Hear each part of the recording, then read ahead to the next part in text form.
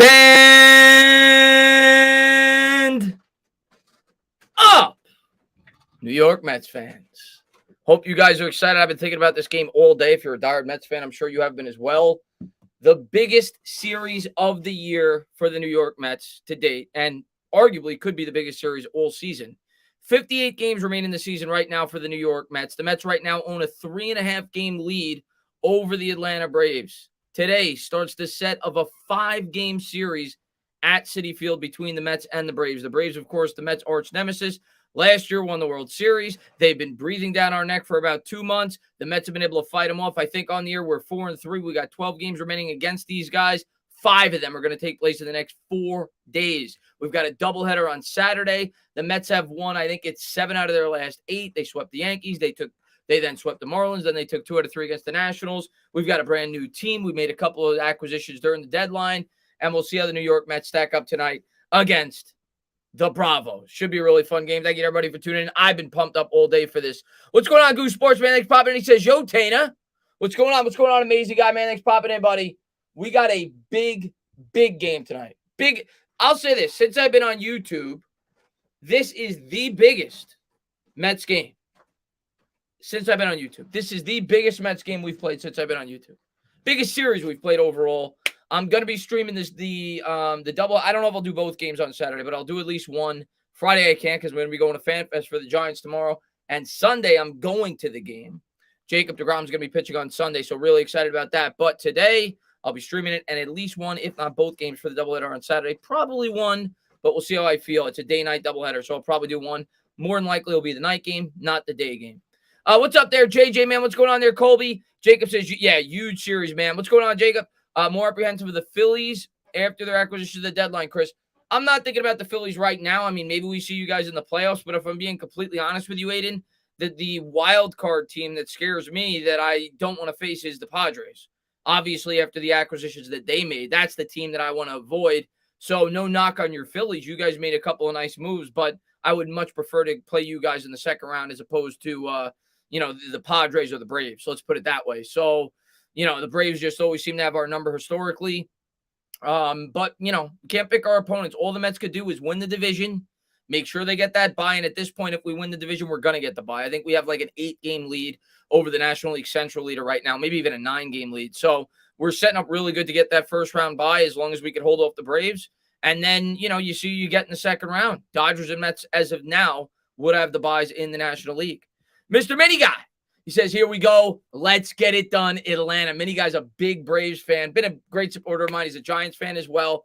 Tonight, man, we're locking horns, dude. We're locking horns, dude. Big series tonight, man.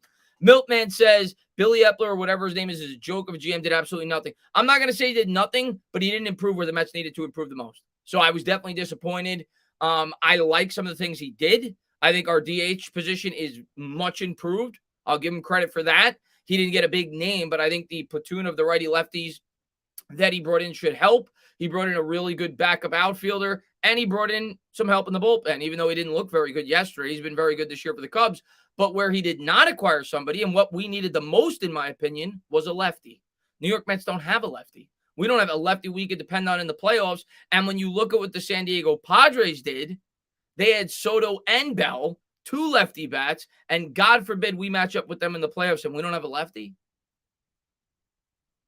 So I didn't like that the Mets didn't go out there and get a lefty. I'm with you on that for sure. That was a big miss. I like all the other moves they made. Had they gotten a good lefty with that, I would have been happy with the trade deadline. They didn't do it.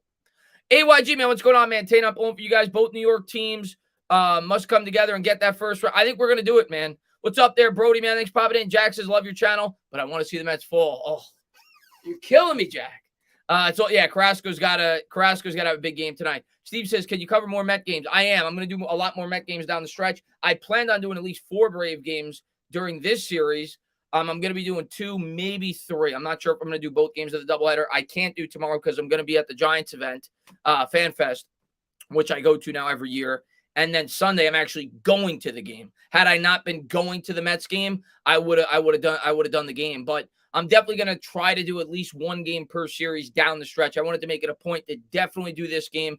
And as it gets more and more important, I plan on doing a lot more Met games on the channel. Mike Man, member for 30 months, says, let's go Mets. Prediction, we win all 5 games against the Braves. I won't make FanFest because I'm just oh, man, sorry to hear that, Mike. Hey, man, I'll take 3. If we get 3, I'll be happy. We extend our lead to 4.5. If the Mets ever take 5, suddenly we have an 8.5 game lead. I mean, with what? At that point, we'd have 53 games to play. Now, don't get ahead of yourselves. We all remember the Mets blew a 7-game lead, I think, with 17 games to play in 2007. So anything can happen, but we're sitting pretty. Right now, the Mets look like they're only going to have their 3rd 100-win season, or at least they're on pace to have their 3rd 100-win season in the franchise's history. Right now, the Mets are on pace to win 103 games, and I can definitively say, at least up to this point, this is the most complete team I've seen as a New York Mets fan since I've been watching the ball club. I've been watching the ball club since about 96, 97. Now, you could definitely say that some of the lineups have been better with previous teams, but this team, in terms of a complete team, when you look at the starting rotation, when you look at the overall lineup, when you look at the bullpen, which I do think is underrated, we need a lefty arm, this is a very good baseball team. And the defense doesn't get talked about enough. The Mets defense, in my opinion, is the best Mets defense since that 1999 squad that got featured on Sports Illustrated. The Mets defense this year has been fantastic, and that will pay dividends come playoff time. What's going on, Trudeau? Salute, Dana. Drop by your office to pay our proper respects. Slap and kick all the Eagle boys losers out the door hard and fast. We say, forget about it. What's going on, Trudeau, man? Thanks for popping in, man. Even if we lose 3 out of 5. Yeah, JJ, I'm not going to panic. Got to get at least 2. I want 3 in a minimum, but you got to get at least 2. If you get 2, you still have a 2.5 game lead. Our schedule does get a lot more challenging if you look at it. However, we do get a nice break at the start of September. I think from like September 2nd to 18th, we play all last place teams or near last place teams. We should clean up there. But the August month is going to be a bear. There is going to be a challenge. We play the Yankees again. We play the Dodgers. We play the Braves at least one more time. We play the Phillies a couple of times. So we definitely have a challenging schedule coming up in this month. We'll see how the Mets get through it. The beginning of September, though, we should start to kick ass. Yeah, Gano's off the team. Matt Gano's off the team. Also, wrong ballpark. What, I got the old Citi Field? I got an old picture. My mistake, Mets. Hello, did you get a lollipop with your haircut? I did not.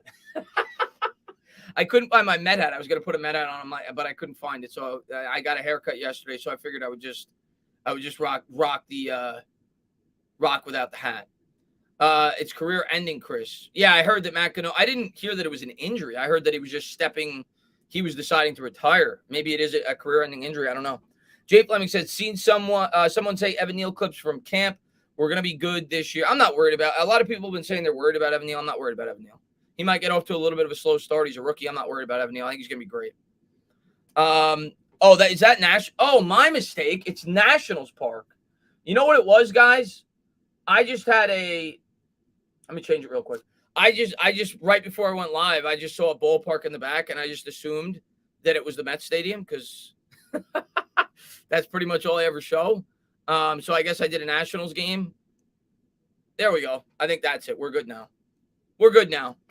Mike Nixon, my man, he says, don't remind me of 2007. I remember sitting in my room crying because we blew that lead. And yeah, I start camp on Monday, so I want to make sure I'm good for that. Yeah, man. No, Mike, man. No doubt, man. I hope you get better. And 2007 and 2008 were both heartbreaking for the Mets because the bullpen I think in 2008, the bullpen fell apart. And in 2007, I think the starting pitching fell apart. But in 2008, the Mets bullpen just went into shambles. Nobody could close out games.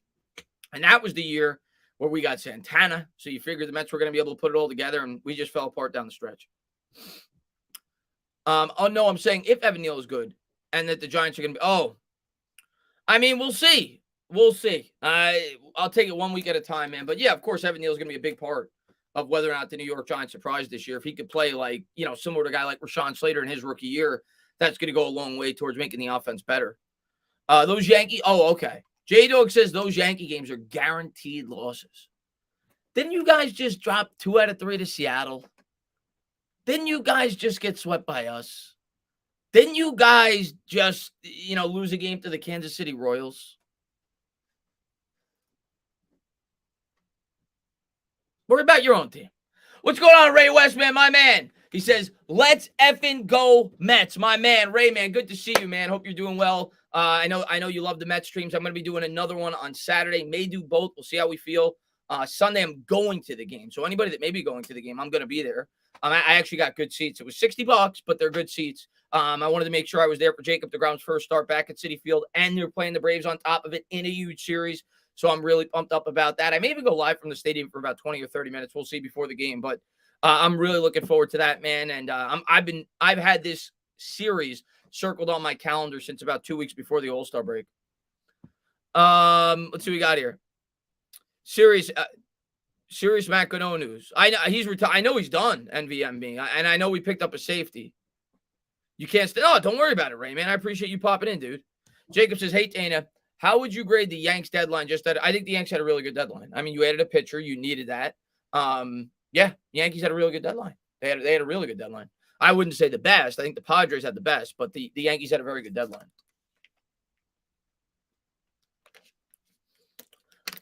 Phillies play one of the easiest schedules left. You're going to make the playoffs, Aiden. You're not going to win the division. 10 games is a ton with less than 60 games to go. But you're going to make the playoffs. You'll get a wild card. And then you're either going to play the Braves or the Padres in the first round. That's who you're going to play. Yeah, you're going to get – the Phillies will get in. We're going to get 3 teams from this division. Let's see what we got. Can you read my last comment when you can? I'll try my best, Mike. Entertainer, Jordan just tweeted Gano had a career. Oh, okay. So that just came out. I did not know that. So that's horrible. Hopefully he's able to, it doesn't affect the rest of his life, but that's horrible. So that explains why he dropped out of camp. And now the Giants are going to probably have to add a swing tackle. I mean, I know that the rookies they have are more suited to play guard, but they've tried him out, at least Azudu, they've tried out at the tackle spot, but they're going to have to pick up a swing tackle. Whether it be now or whether it be when teams start to, slim down to 53. But the Giants, rather, are going to have to add another tackle. How's the weather? Hot as hell. I just walked the dog before I came on, and it's about 90 still. It's really hot. What's up, Entertainer? What's going on, Q-Dog? It's been 11 years, Chris. Sorry, I'm overhyping them. No, I mean, listen, if you get in the playoffs, you got a shot. If you get in the playoffs, you got a shot, man. And obviously, you have 2 former Met pitchers on your staff now. So playoff baseball is exciting, man. Donovan says, Chris, as a Yankee fan, I'm looking forward to this game tonight. But at 8, I'm turning on the Hall of Fame game. I need football. Yeah, me? No way. Way too big of a game. And as much as I do miss football, I'm going to get my fix of football. I'm going to get the Giants on August 11th. That'll be the first preseason game I tune into. And I'll be streaming a ton of Giants games all year. I'll be streaming probably a ton of primetime games all year. So I'll get my fix of football. I'm going to enjoy a huge playoff implications baseball game for my New York Mets tonight. Stand up. What's going on, Keelan, man? Thanks for popping in. Wait, what? Any chance they call up Alvarez? We're getting JJ at this point. I don't think we're calling up Alvarez. I really don't. I don't think we're calling up Alvarez. It seems like we kind of sorted out the DH situation. So I don't think we're calling up Alvarez, because if Alvarez is going to come up, it's more than likely going to be to play catcher. And at this point, by the time he comes up, you got 50 games left in the season, and you're talking about a guy that is not known as a very good defensive catcher to begin with, who has never caught these pitchers. To me, it doesn't really add up. We may, and I'll be excited if we do. But at this point, I don't expect the Mets to call up Alvarez. I'll be excited if we do, though. He certainly has looked really good. He had a bomb the other night, and then he had an opposite field bomb the night before that. Tudo, what's going on, man? Problems with the Giants players. They show up on payday, but they come up with excuses on D-game day. Tell them show up to play or get the hell out of here. Forget about it. It's put up or shut up time this year, Tudo. Chris, I really hope the Mets' lack of offense isn't exposed in this series. I mean, it didn't seem like we had a lack of offense last time out. I think we put up a good amount of runs. We scored 9 runs yesterday. I think we scored a pretty good amount of runs against you guys, too. Not too worried about the Mets offense. Not too worried at all. AYG says, Chris, just remember we pitched 2 pitchers who won't play in the postseason. One of them isn't even on a roster anymore. Yanks on top seed in the postseason, hopefully. If we see you in the postseason, that means we're both in the World Series. So that'll be a lot of fun.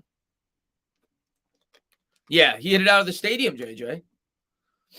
But I'm leaning that Alvarez probably won't be called up. I'm just guessing, but that's what I'm leaning. Jacob says, Tana, what would happen if there was a tie for the last one? I think it's a play-in, if I'm not mistaken. When the rules came out, I think I remember reading that.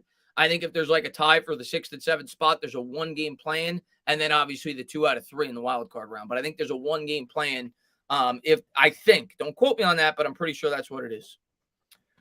So no-go for. I don't even know what the Field of Dreams game. Well, if it's the same day as the Giants preseason game, no, I can't. Let's go Giants this year. What's going on, Eric? Tana, do you miss pitchers hitting? I don't. I was very stubborn when it came to the traditional old school National League baseball. I was very stubborn. And I was, a big proponent of not going to the DH. But now that I've had it, no, I don't miss it. I still miss the strategy that it took away in terms of the, throughout the game, having to have the pitcher in the lineup. But overall, no, I don't miss it. Chris, if you could place the 2015 Met to the current roster, who would you take? You will get the 2015 version. It's a good question, Duran. Well, I already have DeGrom.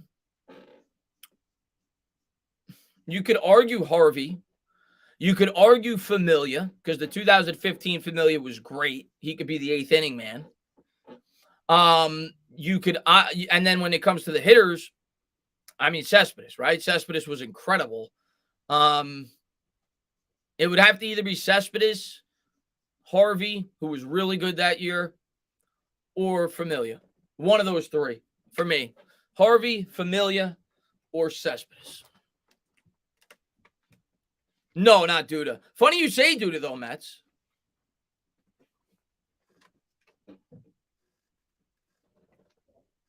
Can you see it? There you go. Duda. I got my Duda shirt on. Who was the lefty out of the pen? Well, who was the lefty out of the pen on that team? It was you had Addison Reed in the 8th, and Tyler Clippard, right? They were all righties. I'm trying to think who the lefty was on the best lefty. I'm sure somebody's going to say it. Murphy was obviously a really good hitter in the playoffs. He was great and one of my favorite Mets of all time. But no, I would take Cespedes, the 2015 Cespedes. 10, you need number 2. Yeah, I do need a 21 Max Scherzer shirt, Alien. I do need a Max Scherzer shirt. Game should be starting in about 2 minutes.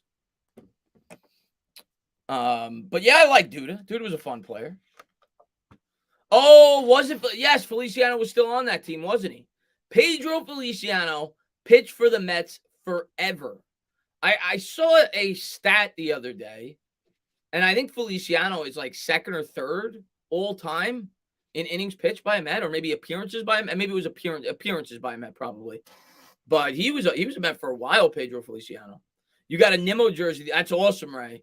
I got to get a new Met jersey, man. I'm probably gonna get Lindor just because I know he's gonna be here for a long time. That's probably gonna be the next Met jersey I get, or Pete.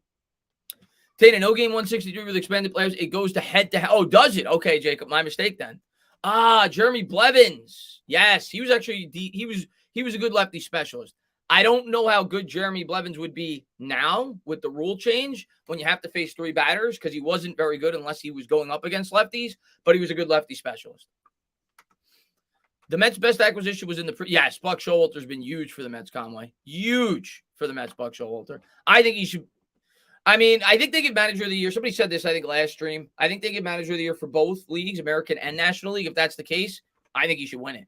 And I'm sure somebody could come up with another example of who should win it. But I would think the Orioles manager stands a good chance in the American League. But, I mean, what Buck's done with this team, he's been incredible. Start to finish, I've loved him. There's times I get upset. But overall, Showalter's been great as the Mets manager. Great call. Probably has been our best acquisition.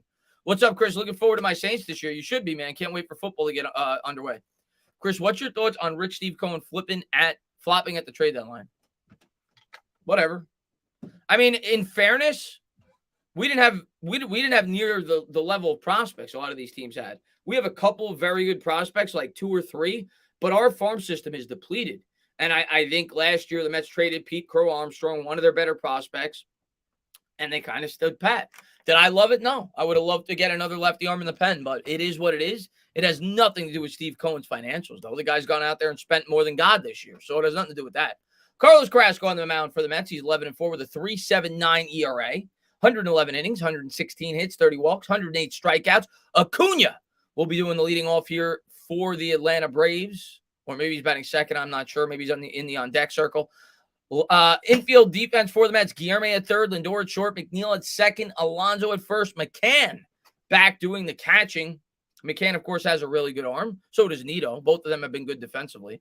Tudo says, it's 1 a.m. here. All our equipment coordinators, all pretty females, are wondering when handsome Tana will come to Italy to enjoy our rugby front seats for free.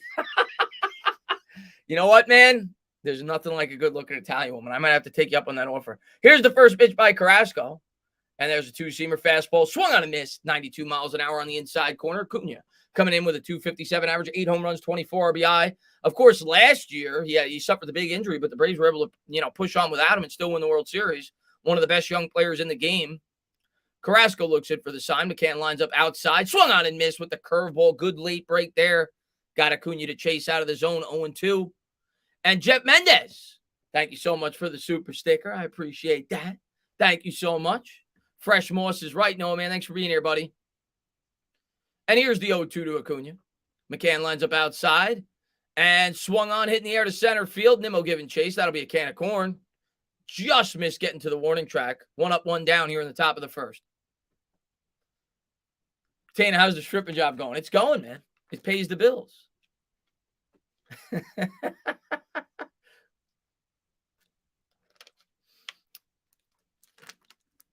So here we go. 1 up, 1 down. See if Carrasco can make quick work of the Braves here in the first inning. Jay Fleming says, Tana, any chance you replace Joe Gatto on Impractical Jokers? Oh my God, that guy is one of the funniest guys who ever existed. So I wouldn't have the balls to do half the things he does, man. That guy's awesome. Dansby Swanson will step in for the Braves. Here's the first pitch. And there's a curveball. Taken for a strike down the middle. 0-1. I mean, I think back to some of the things Joe Gatto did. Wasn't he in like a Starbucks and he was taking a dump with the door open? No, I don't think I'd have the balls to do half the stuff that guy did. I love that show, though. Here's the 0-1. Fastball misses outside, 94 on the gun, 1-1. I actually got to see them live in person twice. I saw them in concert once, and then I saw them at Comic-Con. And here's the 1-1.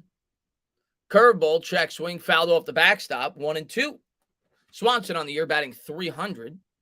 If I remember correctly, he was, yeah, there you go. It says it right there. Drafted by the Diamondbacks first overall. And I remember when he came up with the Braves, I think he was like the number 1 prospect in all of baseball. And I think he got off to a little bit of a slow start in the pros, but he's having a good year this year. No, I'm not, Jacob. I wish I was. I'm not.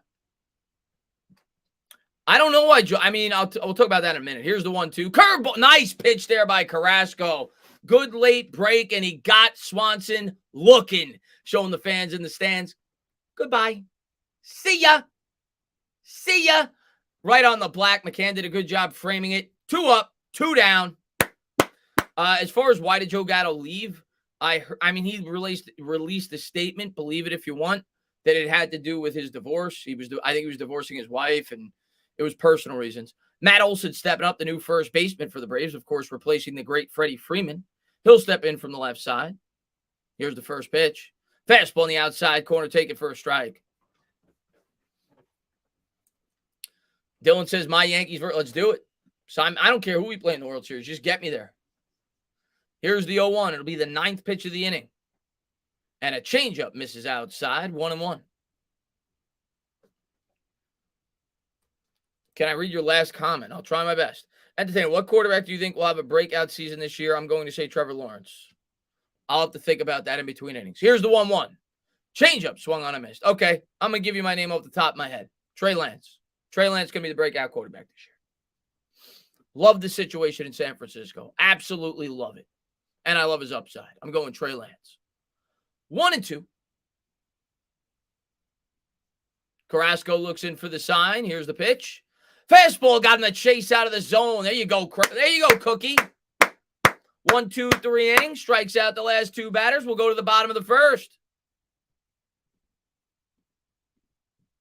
All right.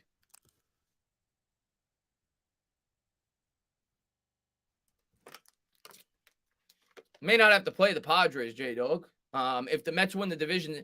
Actually, J-Dog, if the Mets win the division, the way it sets up, we will not play. It's going to be impossible for us to play 2 of the Padres and Dodgers. We will only be able to play 1, and we will not play them in the second round.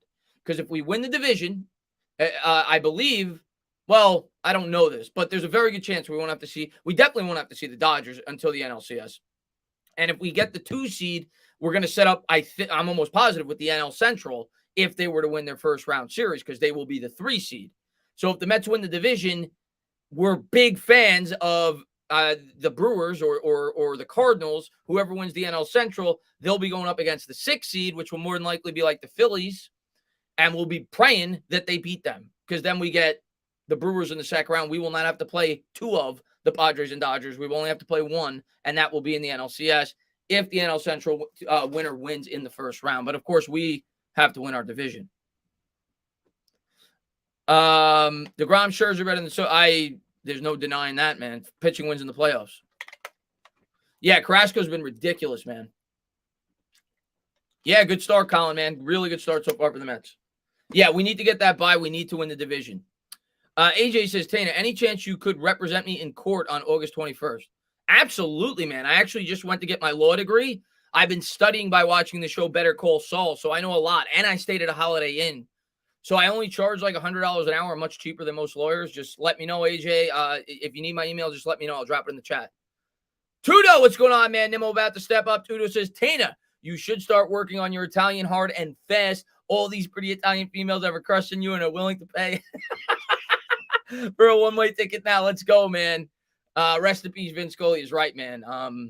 Yeah, one of the all-time greats. Kyle Wright on the mound for the Braves. He's had a good year. Better Call Saul is incredible. I can't wait, man. Monday, second to last episode. Wright looks in for the sign. Nimmo step in from the left side. And here's the pitch. Fastball misses outside. 96 on the gun. Good job there by Nimmo to lay off. If you're a Met fan, you know the deal with Nimmo. He's going to take a ton of pitches. He'll work the count. One of the best in the league at that. Here's the 1-0 from Wright. And the curveball in there for a strike. 1-1. Chris, there's no reseeding in the playoffs. Yeah, I know. 2 would play the 3. So if the NL Central team wins their wild card game, we're playing them. 2 would play the 3. 1 would play the lowest seed. Here's the pitch to Nimmo. Curveball on the inside corner, 1-2. So it's actually, in my opinion, more beneficial up until at least the NLCS for the Mets to get the 2 seed as opposed to the 1. If it ups the probability that we would play the NL Central winner in the second round. Because if you win the division, you're getting the 3 seed. Doesn't matter what the record is. Here's the 1-2. Fastball misses upstairs, 2-2. Of course, if we played the Dodgers, they'd have the home field advantage in the 7th game. But that wouldn't be until the NLCS. Braves have a slight infield shift on, not a full shift. Swanson about 7 or 8 feet to the left of second base. Here's the 2-2. And he hits the fastball on the ground, fielded cleanly by Olsen. He'll flip over to right. He'll step on the bag. 1 up, 1 down. And here's the infield defense for the Braves. Austin Riley, Dansby Swanson. I think it's pronounced Arcia, Matt Olson, Travis d'Arnaud. The former New York Met will be doing the catching. He's actually been good for them. In the outfield, it'll be Eddie Rosario, Harrison center, and Ronald Acuna. Over in right field, the 3-time All-Star.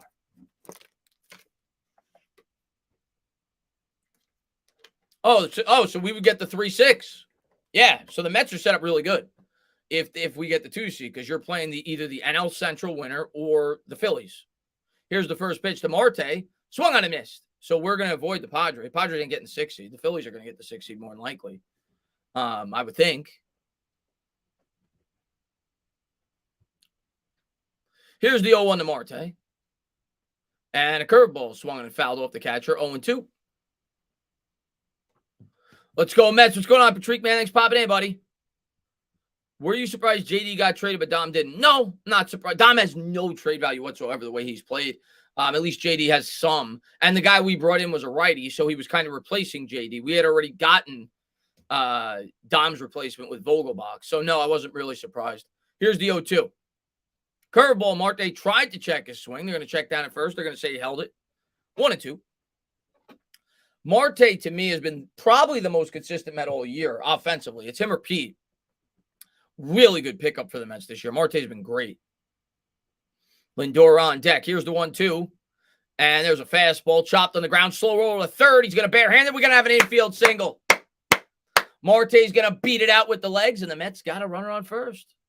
The big dogs coming up, Lindor and Pete. Let's go.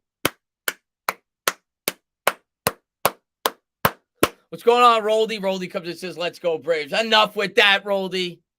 Hopefully you're going to FanFest. I don't know if you are, but good to see you in here, man. I don't know how long Marte's contract. I think it is 3 years. I think it's 3 years. I don't know that for a fact. I think it's 3 years, though. Like, I want to say like 3 years, $45 million, something like that. Might have been 2 years, but I think it was 3. Might have been 4, actually, now that I'm thinking about it. It was at least 3 now that I'm thinking about it. Lindor stepping in from the left side. Lindor starting to get the batting average up. He's now at 262. Stepping in from the left side, right from the stretch. Here's the pitch. Fastball misses way upstairs. 1-0. John Letourneau. He says, stand up, Chris. I know it's hard for us to catch the division, but don't sleep on my Phillies. If we can make the wild card and the Giants, I think you guys are getting the wild card. Somebody asked me that earlier. I think the Phillies are going to get the wild card. I'm not sleeping on you. You guys are dangerous. I'd rather see you than probably the Padres in the second round, but you guys are dangerous. Not sleeping on you. Got a good lineup, too. You definitely added to your starting pitching. Here's the 1-0 to Lindor, and the fastball misses upstairs. And I do think you'll get a wild card. 2-0 to Lindor. He's able to lay off. NL East is loaded. We're going to have 3 playoff teams. Mets, Braves, and Phillies.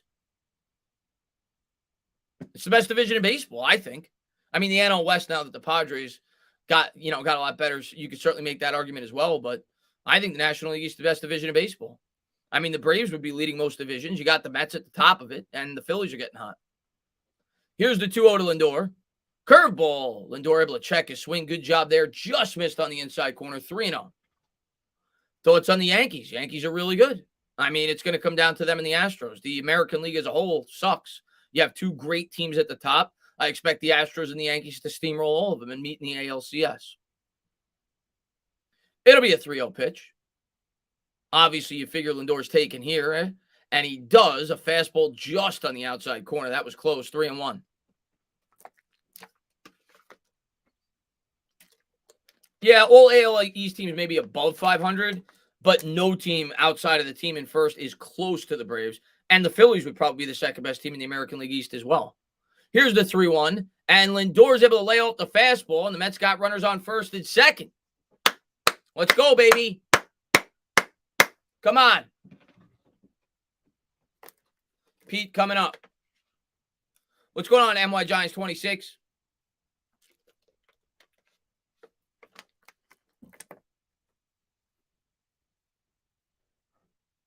The Polar Bear, 276, 28 homers, 88 RBIs. He's got his OPS over 900 now.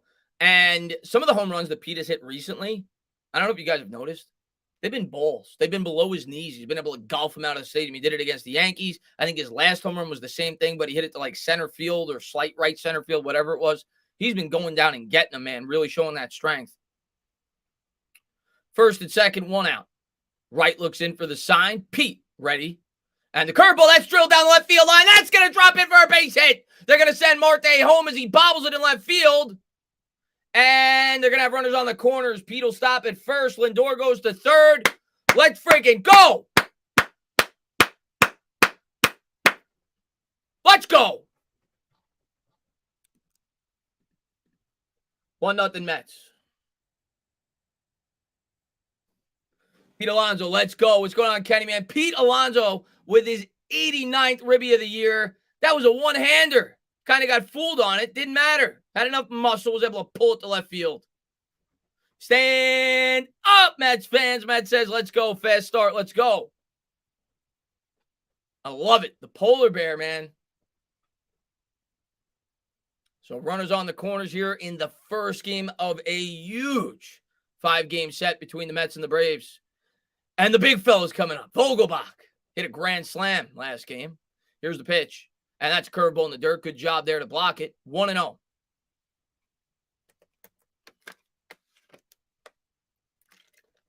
Yeah, really good start so far. Vogelbach on the year, 236, 13 homers, 38 RBI. But he kills righty pitching. I think he's got over a 900 OPS against righties. So he's in a platoon where he's only going to play when righties pitch. So that's why the Mets brought him in. Here's the 1-0 to Vogelbach. The pitch from right, curveball on the inside corner, 1-1. Vogelbach could be an entire offensive line, not just a tackle. He could be the whole line. The Mets like big fellas. I mean, you think about it. We had Bartolo Colon. Now we got Vogelbach. Pete's not the smallest of guys. Here's the 1-1 pitch. They're showing the graphic there. The Mets are 50-11 this year when scoring first. Here's the pitch. Fastball swung on, hit in the air deep down the right field line, but it's going to hook foul. He had enough on it. Put a good swing on it. It'll be 1-2. Yeah, Mo Vaughn. Well, this guy's kind of built like Mo Vaughn, isn't he?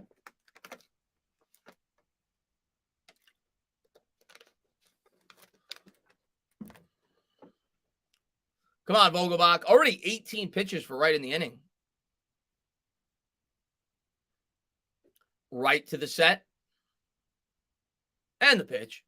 Curveball, that's hit up the middle. That's going to be a double play. Fielded cleanly, he'll flip to second over to first, and they get Vogelbach by about a half a step. Good hustle there.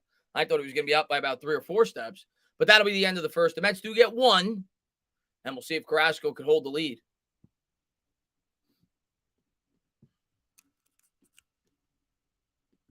Obviously, you wanted more there, but you'll take it. We got the early lead. We'll take it. We saw the graphic. We're 15-11 when we score first. Another crazy stat. Maybe somebody could let me know the updated number. I saw the number about 8 games ago. The Mets were 55-0 this year when leading after 8 innings. So it's probably more like 59-0 now or something. But they were 55-0 when leading after 8 innings this year, which is insane. Insane. Tudo, my man. He says, why all the stinky boys loses are like diapers. They're full of crap, but thankfully so, disposable every time. My man Tudo, thank you very much, man. And that goes to show you, Edwin Diaz, right? I mean, he's been incredible this entire year. Thoughts on Aaron Judge? I mean, he's going to win the American.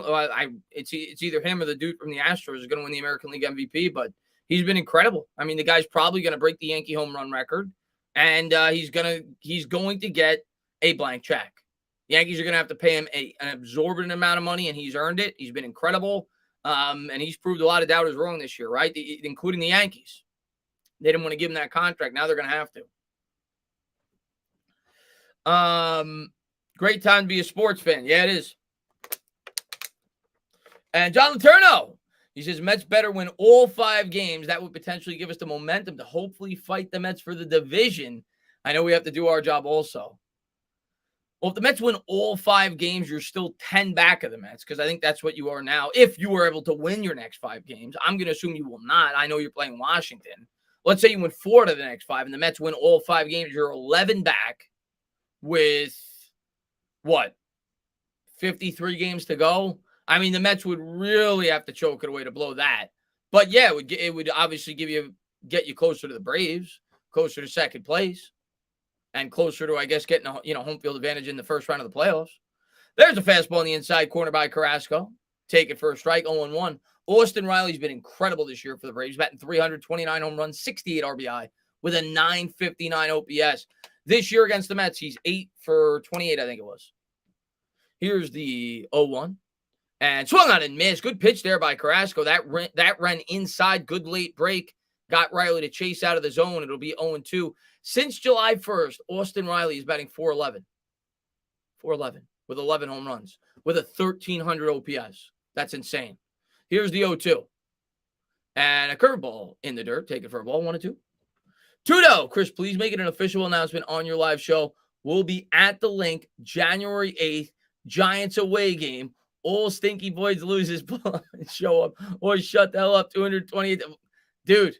You know it, man, Tudo. You know I'm going to let people know for sure, man, especially the week we're playing the Eagles. Here's the 1-2, and the fastball swung on and fouled off the backstop.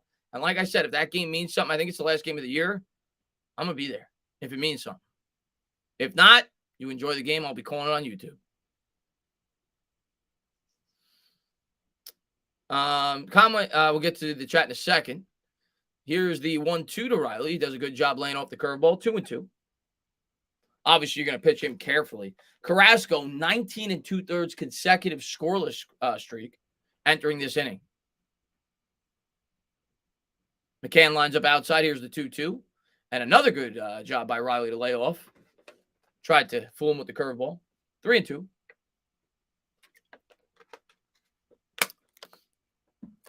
Riley's been a beast when it comes to doubles. No, Riley's just been a beast, period. Here's the payoff pitch. And the fastball, he jammed him. We'll see if it stays in play. Pete giving chase, so is McCann, and McCann drops it. Oh, it was a tough play. Don't get me wrong. I don't think it's going to be an error. But with Riley up, you do not want to give him an extra pitch. It hits his mitt. You got to come up with that. Oh.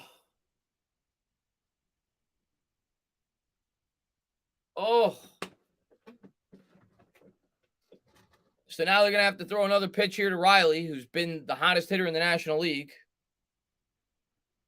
Carrasco looks in for the sign.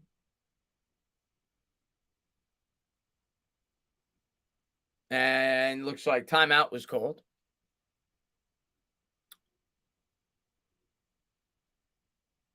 We'll do it again.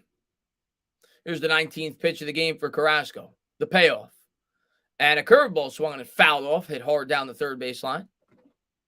Yeah, that was terrible. He's got to come up with that. That's a big, big drop, man. Big drop in a big game.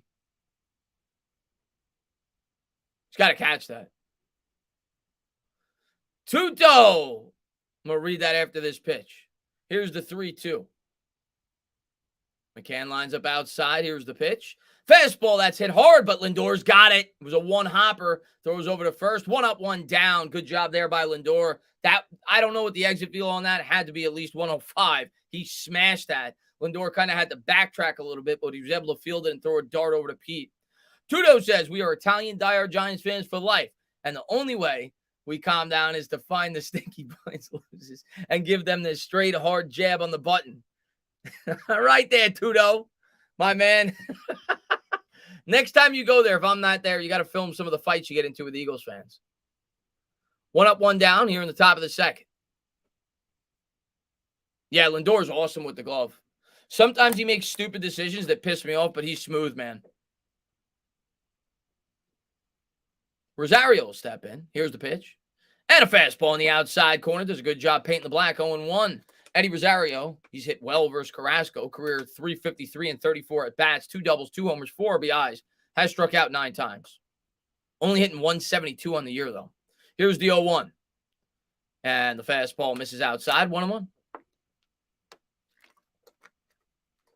We can call the Braves boards because they stink too. Oh, no doubt about it. The Braves are definitely the team I hate the most. Our biggest rival, in my opinion. And that varies year to year, but over my lifetime, they've been our biggest rival. Here's the 1-1. And there's I think it was a curveball, fouled off down the first baseline. Good cut there by Rosario, but he was out in front. 1-2. Pumpkin. What's going on, man? Good to see you, buddy. Hope you're doing well. And yeah, man, enjoy the rest of your night.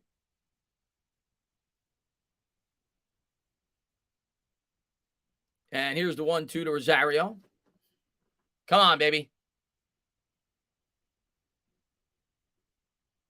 And the fastball, Rosario chased it out of the zone, but he was able to get a piece of it. He fouls it off.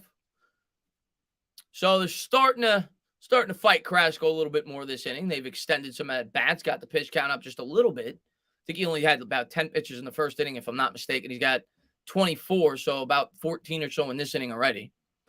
Darno on deck for the Braves, the former Met.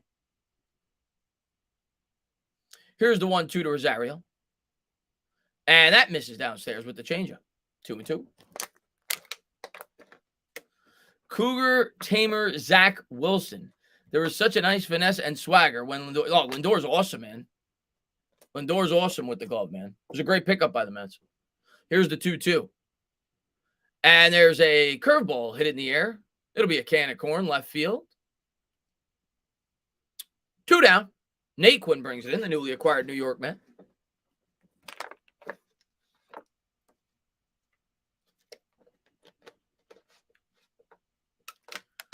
Yankee fans are clearly jealous of the Mets. I don't know if they're jealous of the Mets. Here's what I'll say. They might be, they're paying attention to us. I'll notice that. Because I'll tell you this right now, Alien.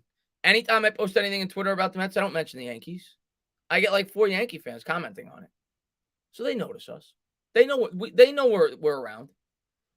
2 outs here. Darno coming up, and Darno chases a pitch about 4 feet out of the zone. Oh, my God.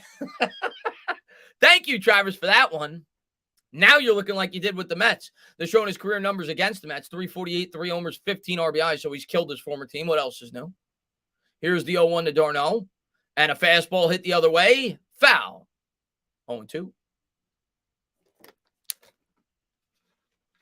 Good to see you too, Neil, man. Thanks for popping in, buddy.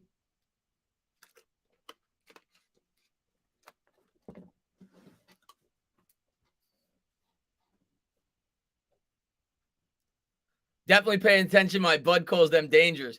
Nicky, my man, what's going on, buddy? I'm going to read that in 1 second after this pitch. Looking forward to seeing you tomorrow at FanFest. I know you told me you were going, and I saw on Twitter, I think LPG got you a ticket. Here's the 0-2 pitch from Carrasco. And a curveball swung on and missed. Darno chases another one about 2 feet out of the zone. Another 1-2-3 inning for Carlos Carrasco. We'll go to the bottom of the second. Nicky, man, thank you very much. He says, see you tomorrow. Can't wait to talk Giants football with you. What time you getting there? Chris Canty leaked he's gonna be one of the former players on TV. Oh, yeah, I actually saw that on ESPN when they were talking about the Giants and their playoff chances or being a surprise team. And I did see that he said he was gonna be at FanFest, so that's really cool. I think I'm gonna get there around 3. I think Bobby said the tailgate starts at 3 or 3:30. I'm gonna try. I may even get there at 2:30. Who knows? Depends on the traffic and what time I get out of here. But I'm hoping to get there no later than 3. Maybe I won't be there until about 3:15, 3:20, depending on where I park. But yeah, I'll be there right around when it starts, man. And I'm looking forward to getting to meet everybody. Get to talk Giants football with you guys for hours. Should be a lot of fun, man. Let's change the inning as we go to the bottom of the second. 1-0 Mets. FanFest is tomorrow, Rafael. 6 p.m. they open the doors. Tana, how come when a guy like Daniel Jones is in the Giants facility at 3 a.m., he is a hard worker, but when I'm in the Giants facility at 3 a.m., I am told the cops are on their way? It's a good question, Jay Fleming.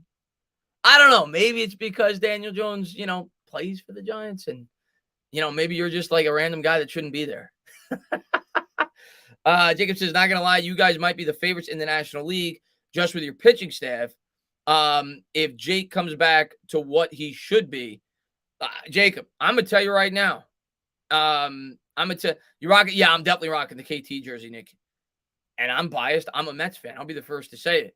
But I'm going to tell you right now, if Jacob deGrom is Jacob deGrom, which he looked like Jacob deGrom his first start, granted against the AAA roster with the Nationals, if he's Jacob deGrom and he's healthy, and we got Max Scherzer and he's healthy, and we got Chris Bassett, and we got Walker, and we got the best closer in baseball with Edwin Diaz, and we have one of the best defensive teams in all of baseball, we got just as good a chance as anybody. Pitching and defense wins in the playoffs. Tell me a team with a better pitching staff than the New York Mets. If Jacob deGrom is Jacob deGrom, there isn't one. And we have the best closer. The thing I worry about is we don't have a good left-handed reliever. That could come back to bite us in the playoffs, but we're set up well for playoff baseball. Here we go to the bottom of the second.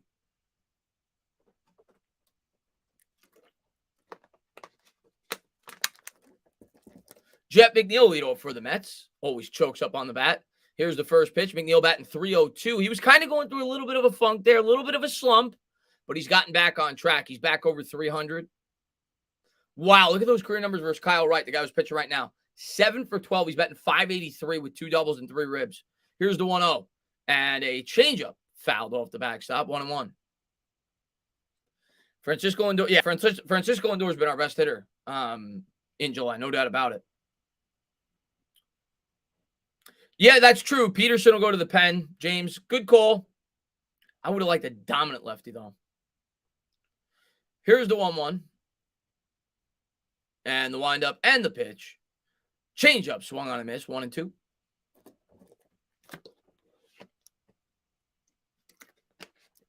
I'm going to have to disagree with you, AYG, but that's why we love our teams. Your overall bullpen, I'll give you. Not the closer. We have the best closer. And we have a better starting rotation. Healthy Jacob deGrom, we have a better starting rotation. Here's the 1-2. And there's a fastball hitting the air to left field. Can of corn. 1 up, 1 down here in the top of this bottom of the second. I mean, the fact of the matter is this. Any Yankee fan who says right now, I'm offering you just for this year. We're not talking the next 5 years. I am telling you, Jacob deGrom is healthy, and Jacob deGrom, you're not trading Garrett Cole for Jacob deGrom for this year. We're not talking about the next 5. You're not trading Garrett Cole for Max Scherzer? Are you on drugs? You on drugs? Garrett Cole will be our 3rd starter. He would. 1 up, 1 down here in the bottom of the 2nd. And Tuto. Going to get to that 1 second, my man. Naquin will step in here for the Mets, batting .249 on the year. Here's the pitch. And a curveball just misses inside, 1-0. Tuto says, what do you call an ugly, bold, stinky Boyd in a cage at the zoo old depressed? The Philadelphia Eagles. Hold on 1 second. Here's the 1-0. That misses outside, 2-0. Good job by Naquin. The Philadelphia Eagles football team beaten by the mighty New York Giants. I hope so, man. I hope we have a ton of depressed birds this year. Here's the 2-0.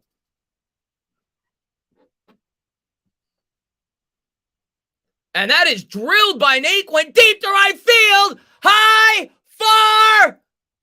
You can forget about it. The Mets take a 2-0 lead. Tyler Naquin, the newly acquired lefty, hits an absolute missile. 408 feet to deep right center field.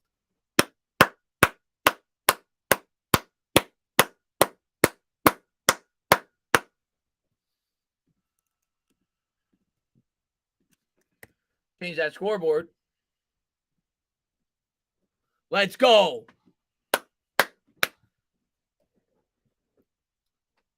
An absolute bomb.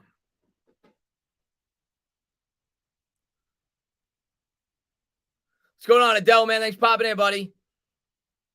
So 1 out here in the bottom of the 2nd. Guillerme coming up for the Mets. And the fastball in the outside corner. Guillerme's been, in my opinion, the unsung hero. And I think I said this last Met game I did against the Yankees. He has been the unsung hero of this team this year. His defense has been terrific. He's gotten several key hits.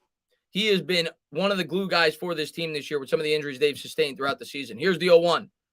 And the changeup misses outside. Good eye, 1-1.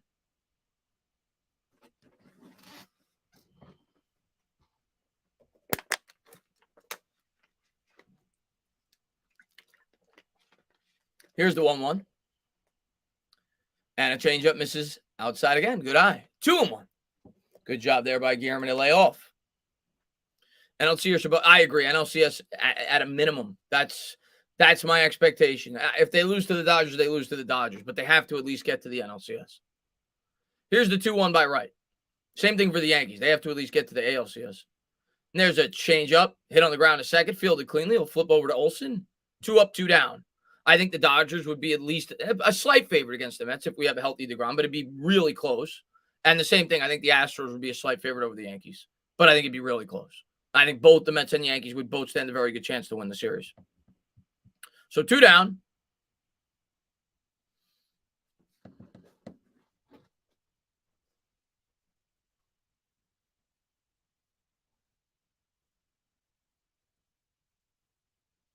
And McCann coming up here for the Mets. He's been dreadful. 183 on the year. He's missed some time due to injury. 2 homers, 11 RBIs. Absolutely disgusting catcher. Dropped the ball earlier today as well. And there's a fastball misses outside. 1-0. I mean, Duran, it's possible. If I remember correctly, maybe somebody in the chat could correct me if I'm wrong. Didn't we get... I want to say it was either... I don't remember. Here's the 1-0. And the curveball misses outside. In 2015, I feel like we got one of those relievers off waivers. Maybe I'm wrong. Addison Reed or Tyler Clippard. Did we get one of them off waivers or were both of them trade acquisitions? I feel like we got one of them off of waivers. Maybe I'm wrong on that. Here's the 2-0 to McCann. And took a good hard swing at that. That's fouled off. That'll reach the seats. 2-1. What's going on there, Ireland, man? Thanks for popping in.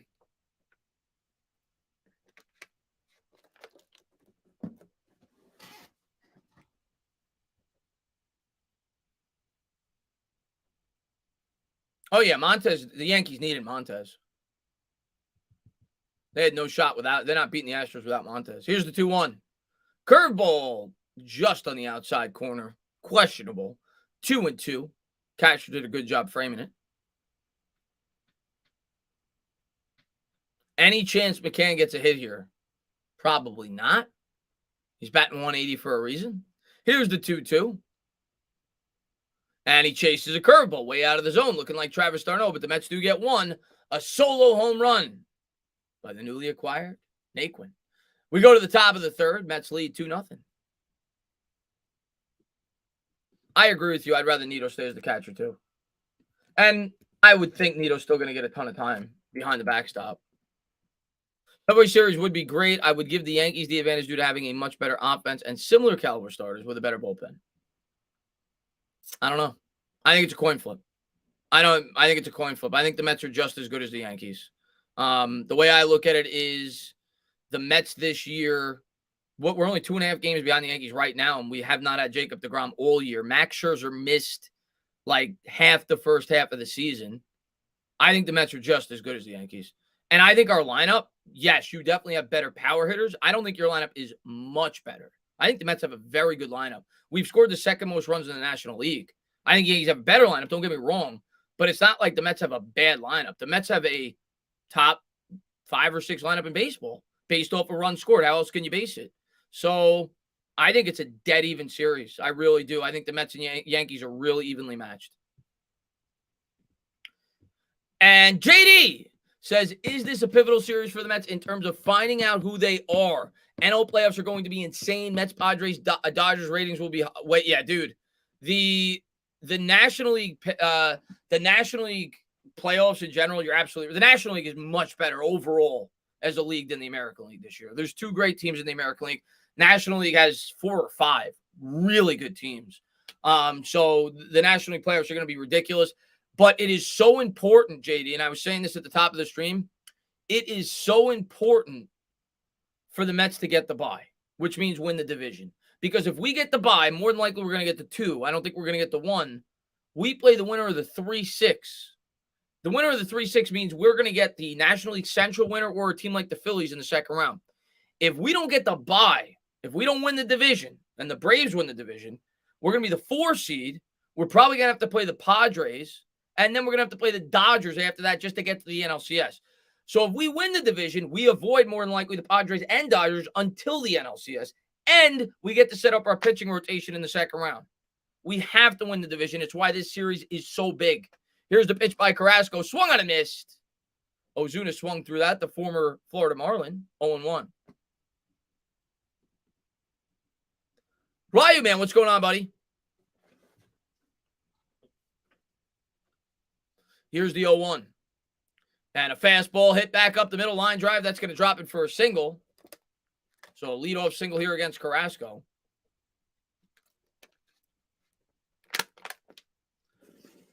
Well, Jacob, we got to win the division, though. We're only 3.5 up on the Braves. We don't win the division, we don't get a bye. So it's going to come down to winning the National League East. That's why this is such a big series, man. If we win the division, we're getting a bye. But we got to win the division. And Orlando Arcia coming up. He's batting .247, 7 home runs, 25 RBI. And good to see you, JD, man.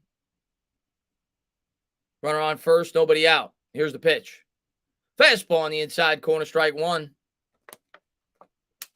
Well, Thor didn't really betray the Mets. The Mets didn't want to sign him. Well, to be fair, the Mets, I think, did give him an offer, or they said they were going to give him an offer, and he basically left for the same amount of money. And now he got traded to the Phillies. Here's the 0-1. And there's a curveball swung and fouled off. 0-2.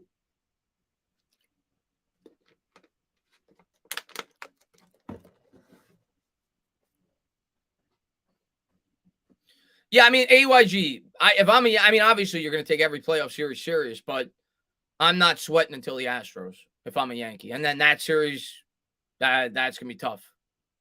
Here's the 0-2.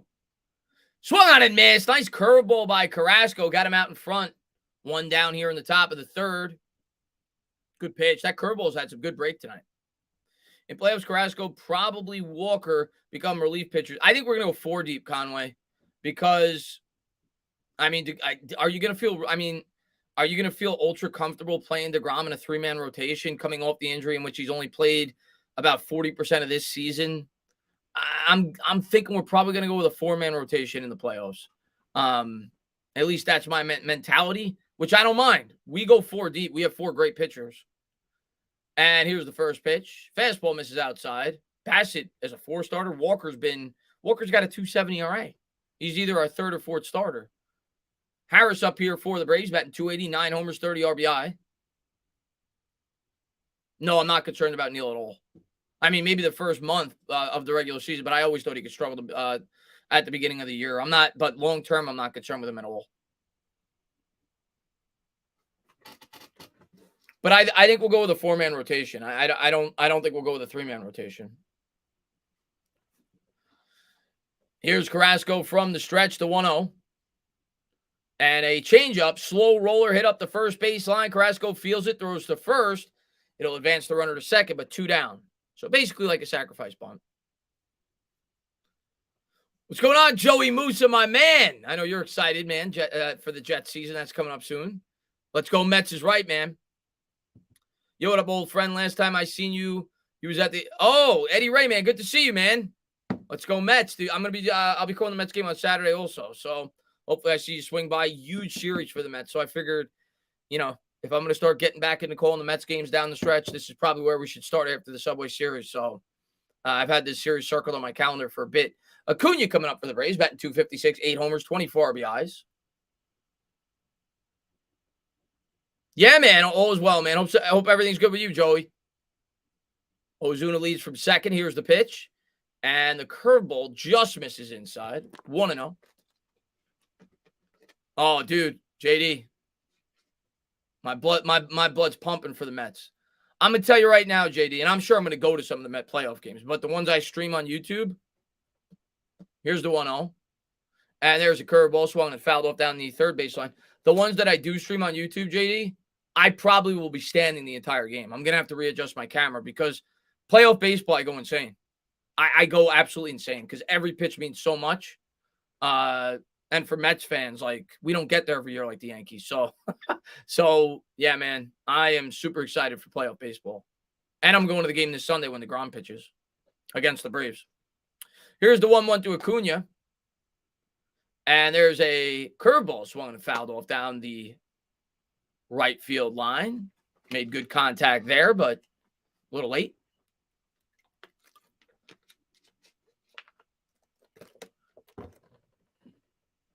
Fabian, what's going on, man? Started watching you as a lifelong Giants fan. You made me into a Knicks and Mets fan, and I love it. Love you, Tane. I love you. That is the biggest compliment you could ever get. When somebody said, and I've had some people tell me that. Like, I started getting into the Knicks because, you're play-by-play. I started getting into the Mets because you're a Mets fan. So I appreciate it, man. I'm a diehard Mets fan, dude. I love all 3 of my teams equally. They're like my kids. Here's the 1-2 from Carrasco. Come on.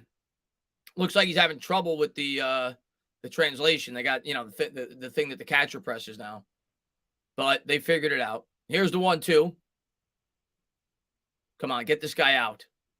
Swung on and missed. Got him to chase another curveball. Carrasco's curveball has been nasty. How many pitches out of the zone have the Braves chased? Let's go.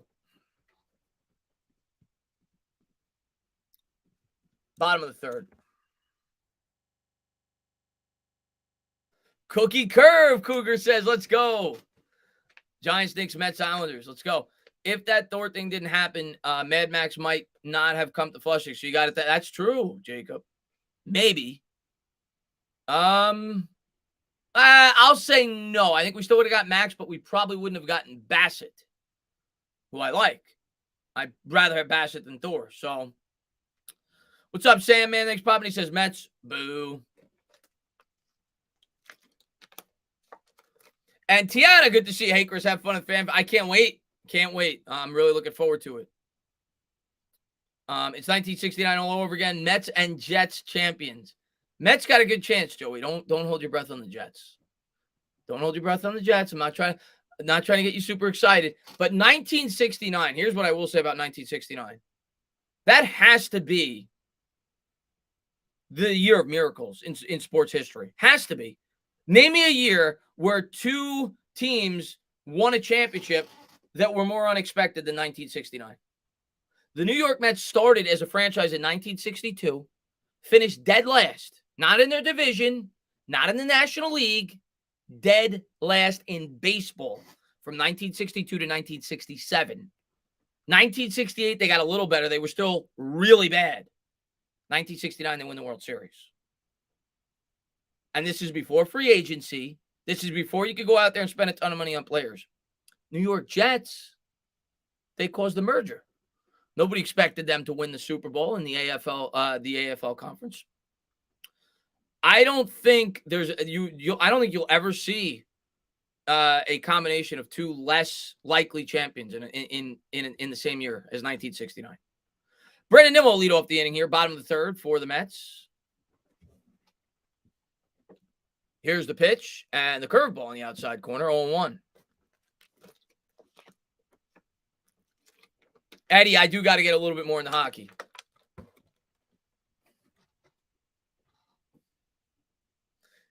Here's the 0-1 to Nimmo. Curveball in there for a strike, 0-2. All right, Nimmo, choke up, battle him.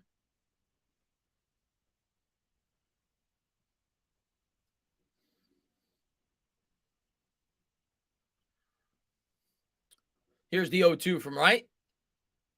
And a changeup chopped the other way, fouled. Waste the pitch. We'll do it again. My Braves are pretenders. We're behind at every at-bat, strike out third most of baseball. I don't think you're pretenders. I just don't think you're as good as the Mets. But I don't think you're pretenders. I think the Braves are very good. One of the top 4 teams in the National League. Here's the 0-2 to Nimmo. And the fastball misses outside, 1-2.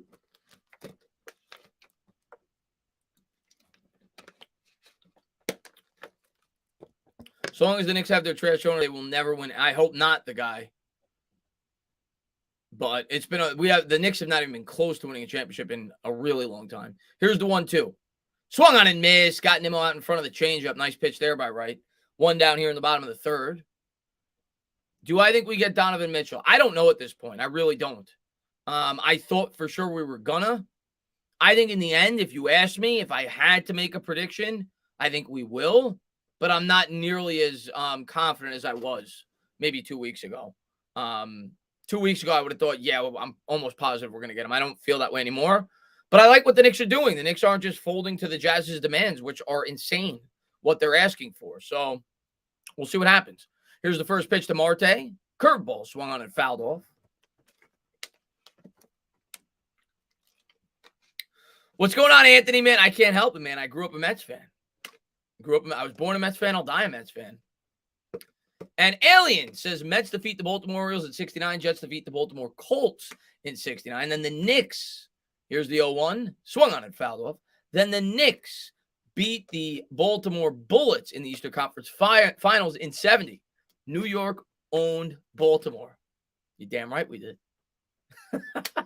You're damn right we did. And then in 86, we got the Mets and Giants.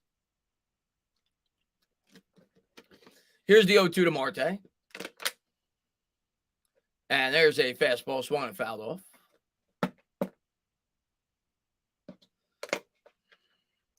Also, 2012, Giants were champions. Ooh, good call, Muted Growl, with Tim Lincecum. There's a pitcher that fell completely off the map. I think it had a lot to do with his mechanics. Lincecum's mechanics were ridiculous. Here's the 0-2 to Marte. And there's a curveball hit back up the middle, fielded cleanly. He'll flip over to the bag. 2 up, 2 down here in the bottom of the third.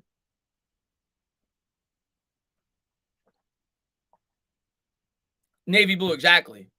I would kill to have Donovan Mitchell, but I'm not giving up what they're asking for. I mean, the reported asking price, from what I heard, was basically every young player we have outside of R.J. Barrett that's worth anything, and 6 first-round picks. I'm not doing that. You got to come down on your asking price. So the base is empty here in the bottom of the third. 2 down. Lindor will step up to the plate. Here's the first pitch by Wright. And the curveball misses downstairs. 1-0. That's true, too. Yeah, he did pitch a ton of innings in postseason. And that may have been what ruined Matt Harvey, too. Coming off the injury, threw a ton of innings in the 2015 playoffs. Here's the 1-0 to Lindor. And the fastball misses outside. 2-0. Do you think Neal could be on the same level as Thomas? Yes. I see no reason why he can't be. I don't expect it right out of the gate.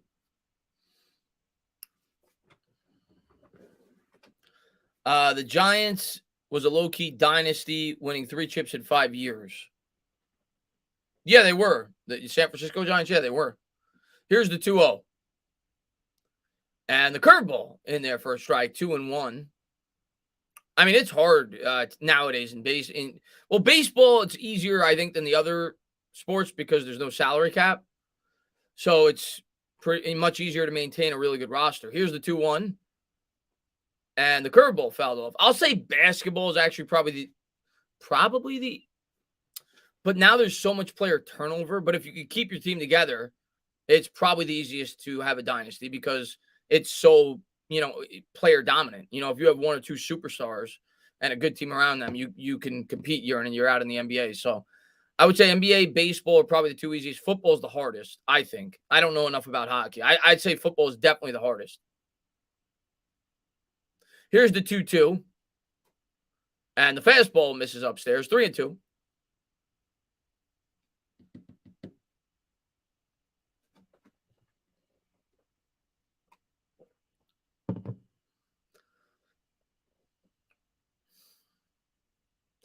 Wright looks in for the sign. And here's the windup and the pitch. And the curveball misses outside, so Lindor draws a walk. All right. Let's go, Pete. Do it again, my man. You got to think here. This is a good time. I don't know how good. Well, no, I know him, actually. He was the Mets catcher. He sucks at throwing out runners. I'd send Lindor. I don't know if it'd be the first pitch, the second pitch.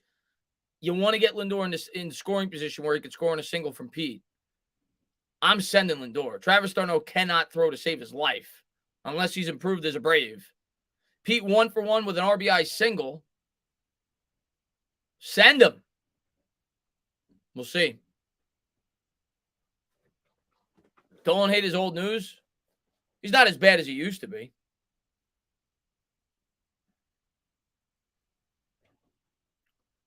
And they check on the runner. They're thinking the way I do. They check Lindor back to first.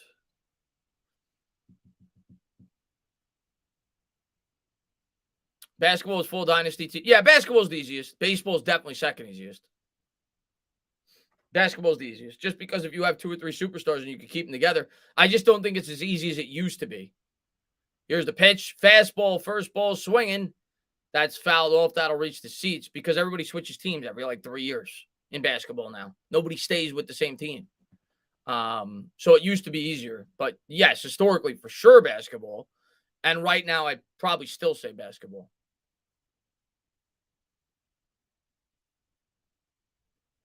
What's going on, Payback Carter? They got to send him, man. 0-1. So now it's not, now it's not a great favorable count for Alonso either. Send him. Send him. Right from the stretch. Here's the pitch. And the curveball misses outside. That would have been a good pitch to go. 1-1.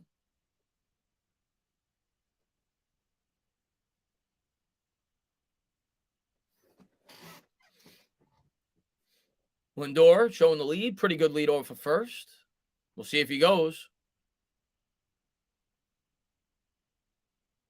Right to the set. And he's not going. Here's the pitch. Alonso swung on, driven in the air, left field. High, far. You can. Forget about it. Mets take a 4-0 lead. Pete Alonso with his 29th jack of the year, his 3rd RBI of the game. I think he's at 91 ribeye steaks now. Let's go, Mets. Alonso just hit a frozen rope over the left field bleachers, 412 feet, 109.5 on the exit velo.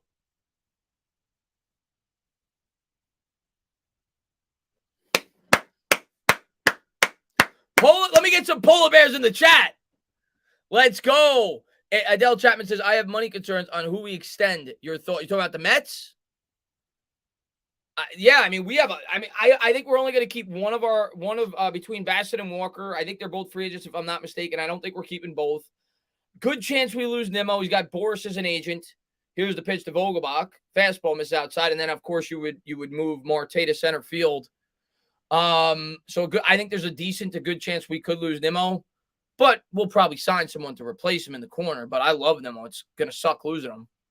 Diaz, we have to keep Diaz. Here's the 1-0. I think he's a free agent, if I'm not mistaken, as well. We have to keep him. That's in there for a strike, 1-1. I think we'll keep, like I said, one of Bassett or Walker. I don't think we'll keep both.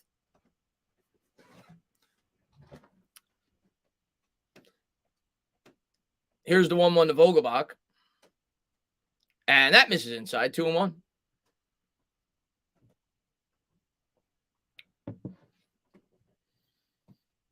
It all begin. Yeah, good call. That was a big walk by Lindor for sure, man.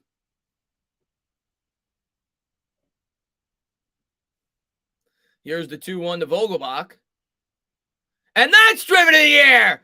I got to call out J-Dog. Hold on. Let me call out J-Dog real quick. High, far. You can forget about it. The Mets go back-to-back. 5-0. And right before that home run, J-Dog says, let's be real. He's a Yankee hater. Let's be real, guys.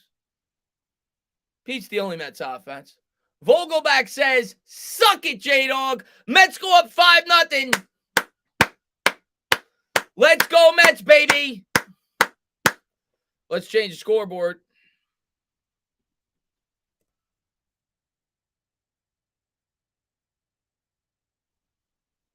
5-0. No, I won't that change. There we go. 5-0. Vogel Daddy Omni says, let's go. Mets win it all, baby. Let's go. Braves fans crying right now. A Vogel bomb, his second home run in 2 days. He just launches one into the Coca-Cola corner. Oh, yeah, he's like Mo Vaughn, dude.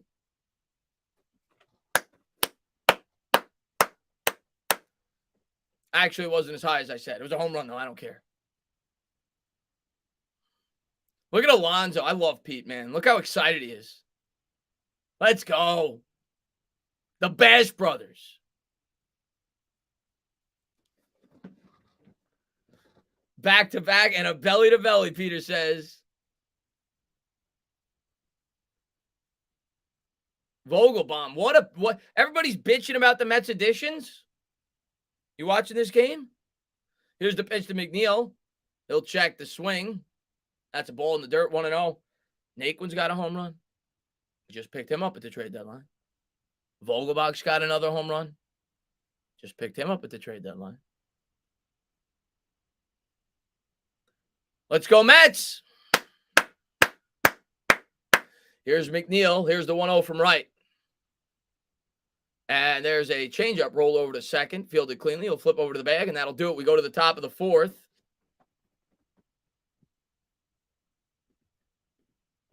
Mets lead 5-0.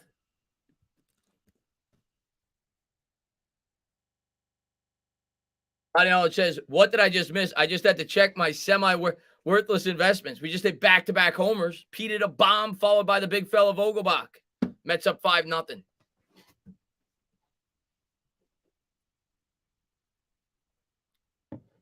J.D. Davis went. Yeah, I saw that today, Gabriel. I saw that today. Good for him.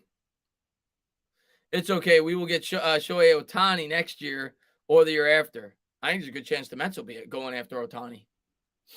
We'll see. Ruff's going to do well against lefties, and that's the only time he's going to play, David. He kills lefties. I think he's got a career. I don't know. His career numbers versus lefties are really good. And even this year, even though his numbers aren't good, against lefties, it's pretty good. Ryu says, Chris, I know you're a Mets fan, but tell me, what do you think of the Oh, of course, it's horrible. Vin Scully is responsible for calling the greatest play in Mets history. In my opinion, one of the 3 or 4 most famous plays in baseball history, but by far the most famous play in Met history. the Buckner Bowl. But yeah, I mean, Vince Scully, I mean, incredible. Known as the greatest announcer in the history of in probably sports, definitely baseball. So horrible, man. Oh, Vogelbach and Pete are the okay. We'll have to save that comment.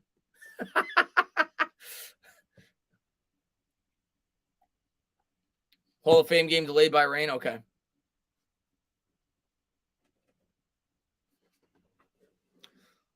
Little dribble down line, pass the bag, gets by Buckner. The craziest thing about that game, muted growl, Buckner called it. You can see it on YouTube. Before the series started, he was asked, I don't remember the exact question. Here's the first pitch by Carrasco, and there's a fastball hitting the air to center field. And first pitch, 1 out. Can of corn for Nimmo. But right before the World Series, when they were playing the Mets, he said you dream about hitting the game-winning home run or the game-winning hit, and you have nightmares about letting the ball roll between your legs at first base. Crazy. But what some people fail to realize is that game was already tied. The Mets had already tied that game before that happened. So they may have very, very well still won that game, even if he didn't make that error. And I think Mookie had a decent shot to beat that ball out because Buckner shouldn't have been out there. He had bad knees, and I think throughout the whole year, the Red Sox in late game situations took him out, but they decided not to there. Carrasco fastball at the knees, taken for a strike, 0-1.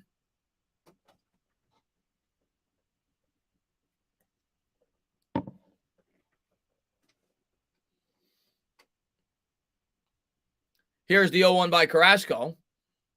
And there's a fastball hit on the ground to first, fielded cleanly by Pete. Will flip over to Carrasco. 2 up, 2 down. Quick work by Carlos here so far in the fourth. That proves it was rigged for the Mets. Carrasco's redemption arc has been huge. Still rather keep it. Dude, I mean, Carrasco's been great. Walker's been great. Bassett's been great. You know, they've all been great since, you know, the last like 2 months or so. They've all been great.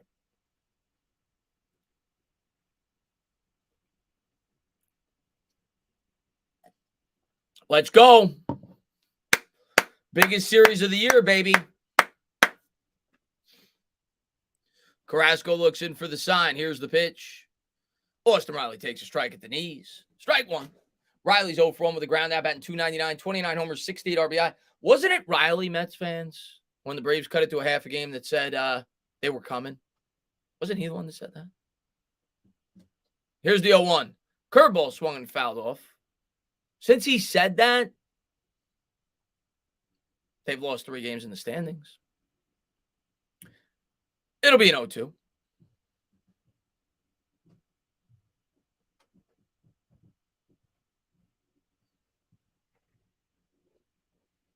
Here's the pitch by Carlos. And the fastball misses outside, 1-2.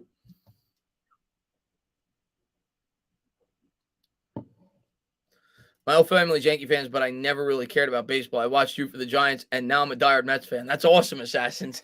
Welcome to the squad, man. And here's the 1-2.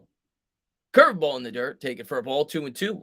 Dylan, thank you so much, man. Walker has a player option, so there's a chance that both Bassett and Walker could come back. Okay, I didn't know that. I hope. I mean, I would love to keep the top 4 intact. And then the other thing you got to worry about is Jake, right? Because Jake said he's going to opt out. I didn't even mention him. I would think if he proves he's healthy, we're going to pay him. There's a curveball in the dirt. Take it for a ball. 3-2. But yeah, the Mets have a lot of contracts coming up after this year.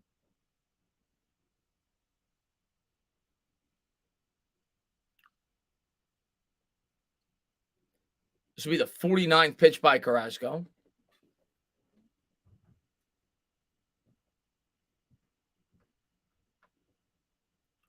And a fastball. Oh, they called it a ball. Oh, that was close. Look at Buck. Buck's looking over. This is Buck. He's like, Buck's looking at the umpire. Are you kidding me? Oh, he squeezed him there. But they'll have a runner on first here in the top of the 4th.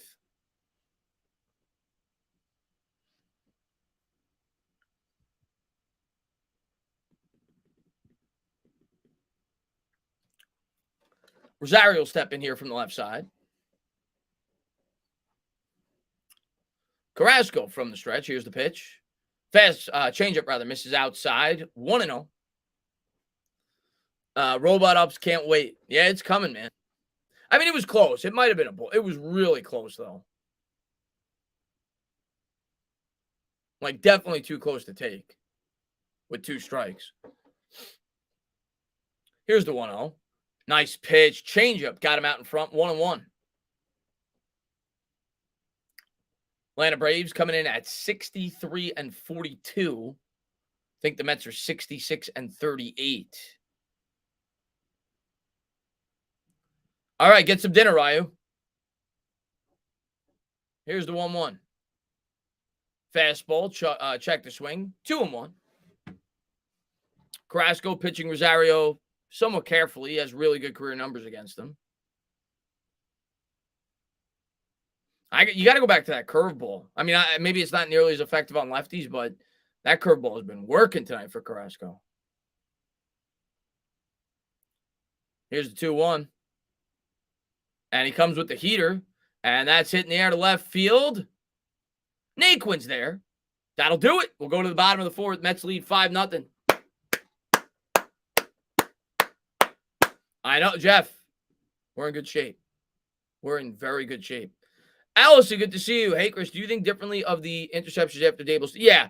Listen, I never flipped out about the interceptions anyway. And I kind of thought what Daboll said before he said it. When I watched the play, I'm like, I think I even commented on somebody that was flipping out about the interception on Twitter when they saw it. I said, it's practice. There's a very good chance that he was just throwing it up because he was told to for that exact scenario of which Daboll said. So, listen, it's practice. They didn't even have the pads on yet when people started flipping out about some of these interceptions from Daniel Jones. I just like I'm not going to get overly excited about touchdowns in practice. I'm not going to get overly excited about interceptions. You're learning a new scheme. You're trying to fix your mistakes. It's good to make mistakes in practice. That way you learn and get better from it. So I'm not worried about it at all. That's not to say I'm ultra confident in Jones, but him performing in practice one way or the other isn't going to alter my opinion of, what I think is going to happen this year. Hope you're having a good day too, Nichols, man. Thanks for popping in, buddy. Love this stream. No dead air and a good listen. I appreciate that, Patrick, man. I try to do these baseball streams when I can. And I'm gonna be doing a lot more down the stretch. I haven't done many this year because the games just take so long. I mean, sometimes baseball games will take 4.5 hours. But down the stretch, I'm gonna be doing a ton because Mets are having a really good year. So I'm looking forward to it. I'm a diehard Mets fan, so keep coming back. I do all the Giants games. I'm gonna do a ton of Knicks games this year as well. Last year I kind of took a little bit of a break from the Knicks, but I'll be doing a lot more this year. So always love calling the games, having fun with the live chat.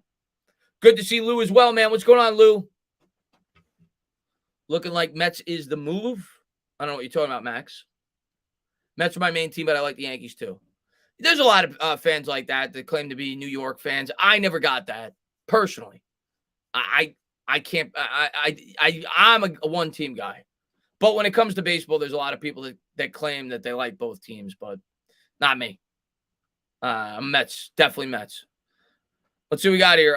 Chris, my question is, who will do the Bengals-Giants Week 2 preseason game at MetLife? What do you mean? In terms of what channel? I'm not sure. I haven't talked to Mad Dog. I mean, it's going to be on one of our channels. We alternate.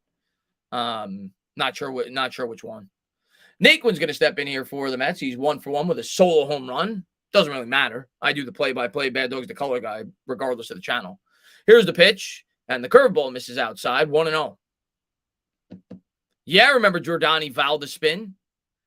Jordani Valdespin, man, when he came up, he had the funky, didn't he have like a weird batting stance?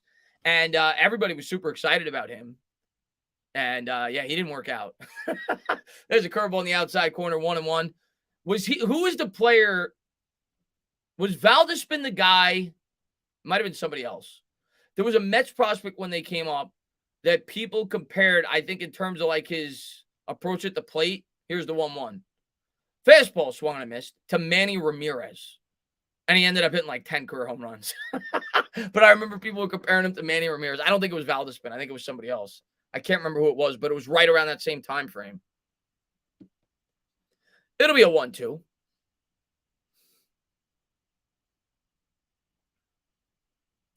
And the fastball misses upstairs, 2-2. No, it wasn't Alex Ochoa. It was somebody else. Maybe that was it. It might have been Victor Diaz. That might be it. Yep, I think that was it. You guys hit it. 3 people hit it. Those are diehard Met fans. 5 people hit it. Mini Manny. That's how you know they are diehard Met fans. You have to be a diehard to remember that. So good for you guys, man. Mini Manny Victor Diaz. Yeah, I remember they were comparing him in terms of like his stance and his power. He ended up hitting like 10 career home runs. He was garbage.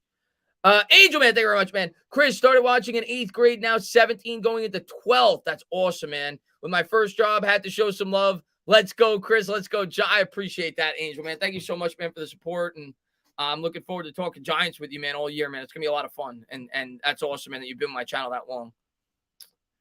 And it'll be Guillermo at the plate. He takes a ball in the dirt, 1-0. Diehard. Yeah, you got to be a diehard Mets fan to remember that, man. I'm going to give you some more random prospects that came up with the Mets. Tell me if you guys remember these guys. Here's the 1-0. And that's in the dirt. 2-0. You guys remember Jason Tyner? Jason Tyner. I think he came up in 2000, maybe 99. Had a ton of speed. Outfielder. Couldn't do anything. He could only hit singles. I think he ended up on the Rays. Didn't play much, but he actually led off for the Mets for a little bit. Jason Tyner. Here's the 2-0. And there's a fastball down the middle, swung on and fouled off down the third baseline. 2-1. I friggin' love Melvin Mora. I was so pissed off when we traded Melvin Mora for Mike Bordick. And then, lo and behold, Melvin Mora went on to, I think, go to 2 All-Star games with the Orioles. He had 1 year where he batted like 340. Melvin Moore had so many big plays defensively in that 99 playoff run. He played all over the diamond, outfield, shortstop, third base. Here's the 2-1. And the fastball misses inside, up tight, 3-1.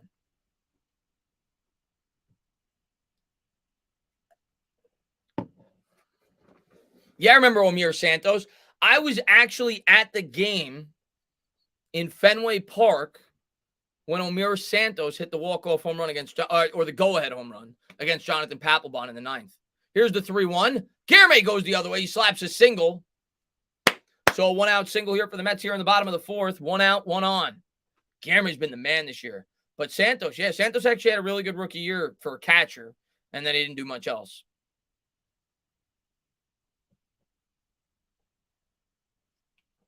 Good piece hitting there by Guillermo. And Allison, thank you very much. Hey, Chris, sorry to comment. No, don't ever. I'm always open to talking Giants and Mets streams. I'm going to call the game. I'm going to have fun calling the game, but we always talk sports. I'm going to read the rest of it, though, after this pitch. James McCann coming up for the Mets, batting 181, 2 homers, 11 RBIs, got a 536 OPS. I'll read it after this pitch. Struck out his first time up. Here's right from the stretch. And a curveball in there for a strike. Hey, Chris, sorry to comment New York Giants in a Mets chat. I haven't been able to see a New York Giants live stream. Do you think Sills makes the 53 after report to the first 2? Yeah, Allison, you love Sills, as do a lot of Giants fans. So you're not in the minority there. A lot of people are in Sills' army. I think he's got a chance, but it's not a very good one. And I'll explain further why. Here's the 0-1. There's a curveball hit on the ground, slow roller. And he dropped it. The Mets are going to have runners on first and second. Arcia dropped it. Oh, my God. Looked like he kind of lost it on the transition from glove to hand. I don't know what he was thinking. Maybe he was thinking he was going to flip it over to second, even though he was already behind the bag. But regardless, the Mets got runner on first and second. But as far as Sills goes, I think Slayton's making the team. I don't know if Shepard's going to be on the 53-man roster to start or if he's going to be on the PUP. So if he's on the PUP, maybe it gives Sills a better chance to make it. But I think Richie James is making this team. Richie James is going to be the kick returner. He's looked great in camp. So unless they go with 7 receivers, and even then, he may not make it. But he's got a shot. But I think he needs a lot to go right for him in terms of having a great preseason and maybe an injury to one of the wide receivers. You also got C.J. Board. And there's a fastball hit up the middle by McNeil. It's not going to matter. They're going to turn to an absolute, by Nimmo rather, a rocket. They called Nimmo safe at first. As of now, we got runners on the corners. It was close. It was a bang-bang play. This could be challenged. We'll see. Q-Dog. He says, 2006 NLCS, Andy Chavez catch was the greatest Mets playoff I've ever seen. Still gets goosebumps. Q-Dog, man, thank you very much. Yeah, man. Andy Chavez's catch, I say it all the time, and I'm curious to get the chat's take on this. Let me ask the chat right now. I think I've asked this question before. If the Mets win that game, Game 7 against the Cardinals, and then they go on to win the World Series, which I think most of us agree they probably would have. I think the Cardinals swept the Tigers in the World Series. The Mets were probably the best team in baseball that year. If the Mets won Game 7 and won the World Series, and by the way, I'm looking at the replay. I think Nimmo's going to be out. It's really close. I'm looking again. He's out. Nimmo's going to be out. It's going to be a double play. But yeah, if the Mets win the World Series in 2006, what goes down as the better catch? David Tyree or Andy Chavez? That's a tough one, right? That's a tough one. I remember when I watched the game, as soon as he made that catch, I'm like, we're winning the World Series this year. And of course, Wainwright struck out Beltran looking in the ninth. L.A. Lou, man, thank you very much, man. He says, does anyone know about the Mets' April Fool's prank side finch? That I do not. I do not know about that, Lou. I do not know about that. I got a Chavez. I got a Tyree. I think it's hard, man. We got a Chavez. I'm sure there's a lot of diehard Giants fans that have not seen the Andy Chavez catch. Go watch it. It's close. If the Mets won that World Series, it is close. Started watching I carve pumpkins. Now I smash them. What's up, Elvis, man? Yeah, Andy Chavez's catch was insane.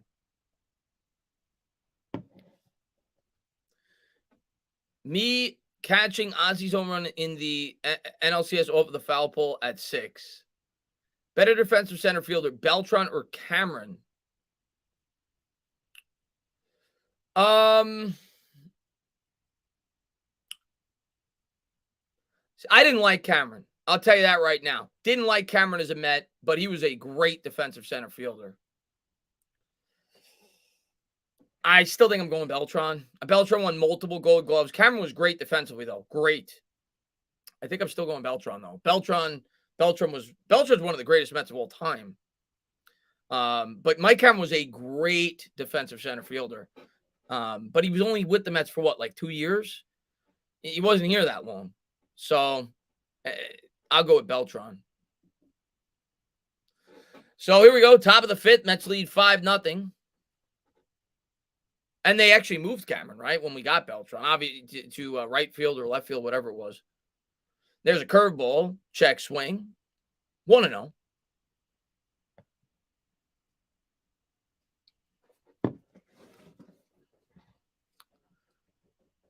I would probably agree with that. Here's the 1-0 pitch. Curveball, swung and a miss. Beltran being the greatest all-around Met of all time. I'd probably agree with that. Obviously, Piazza was not a good fielder. And you're not gonna say a pitcher is the greatest all-around Met ever.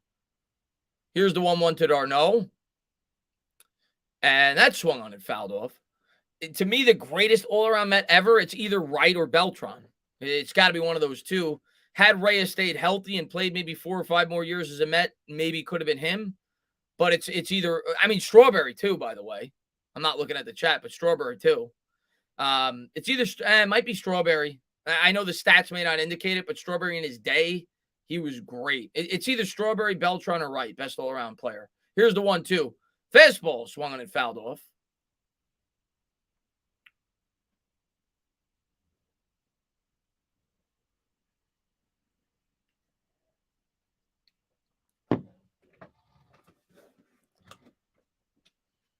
Well, Wright was a great defensive third baseman. Here's the 1-2. And there's a curveball swung on, hit in the air to left. Diving attempt by Naquin. It's going to bounce off his glove. It's going to go towards the line, but d'Arnaud's only going to get a single out of it. So a good job there by Naquin to recover, but a leadoff single here for the Braves. Hojo, yeah, he had a couple of 30-30 seasons. Yes, after the last preseason game. I think they only knock off 5 after the first, another 5 after the second, and then the final 53 after the third. Yeah, the greatest Met is undeniably Seaver, but the greatest all-around player, I think it's one of those 3 guys. all around, like in terms of like a 5-tool player, right? A guy that could do everything. Wright had a couple of 30 years, so he could steal bases. He had a good glove. He had power. He hit for average. Beltran, of course. Here's the pitch. And that misses upstairs with the curveball, 1-0, and Strawberry. I mean, it was incredible.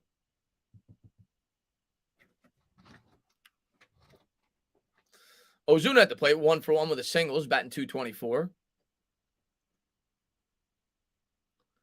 Curveball misses outside, so Carrasco starting to struggle a bit with that curveball. 2-0.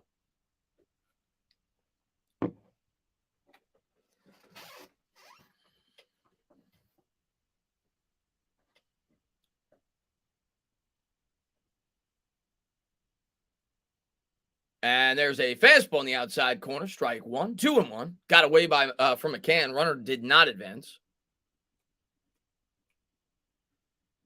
Gary Carter was great. Love Gary Carter.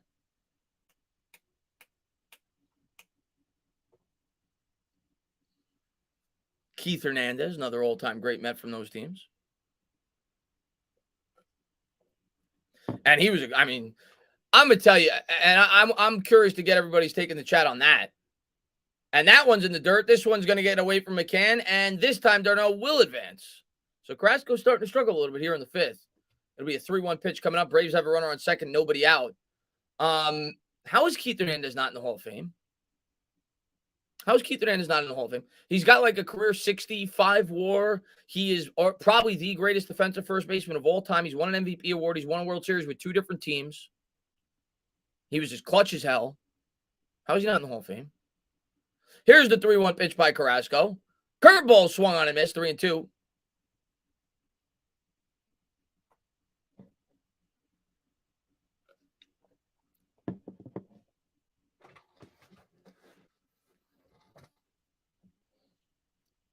Come on, Carrasco. Got to get this out. Cookie from the stretch. And a curveball that's drilled. What a play! Guilherme snags it. That was like almost like a half-diving attempt. A great play. That was a rocket off the bat of Ozuna. So 1 out, runner on second. Great play by Guilherme. As far as the glove goes, Luis Guilherme is fantastic. Whether he's at second, whether he's at third. Such an underrated player on this Mets team, man.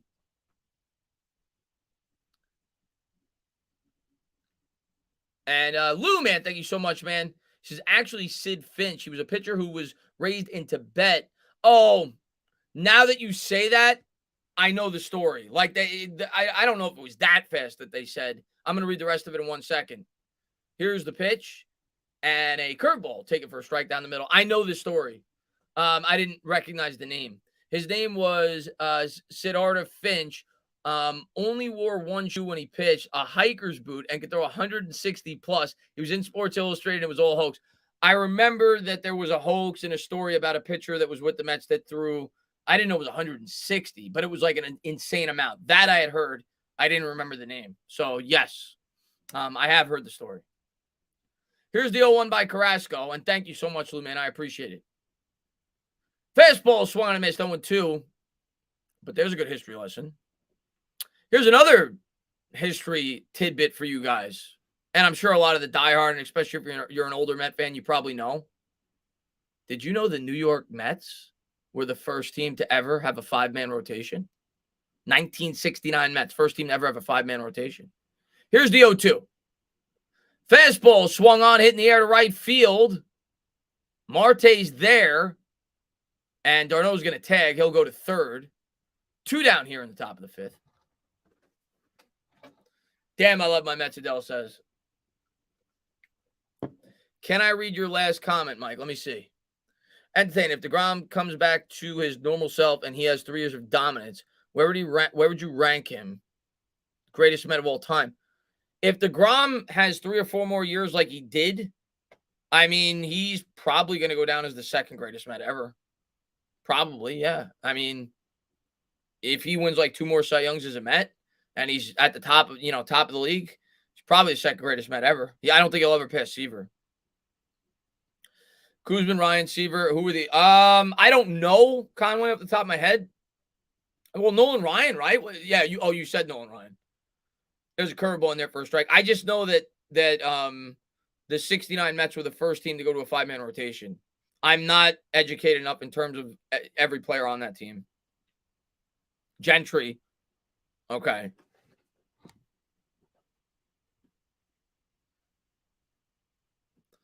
And here's a pitch. Fastball misses upstairs, 1-1.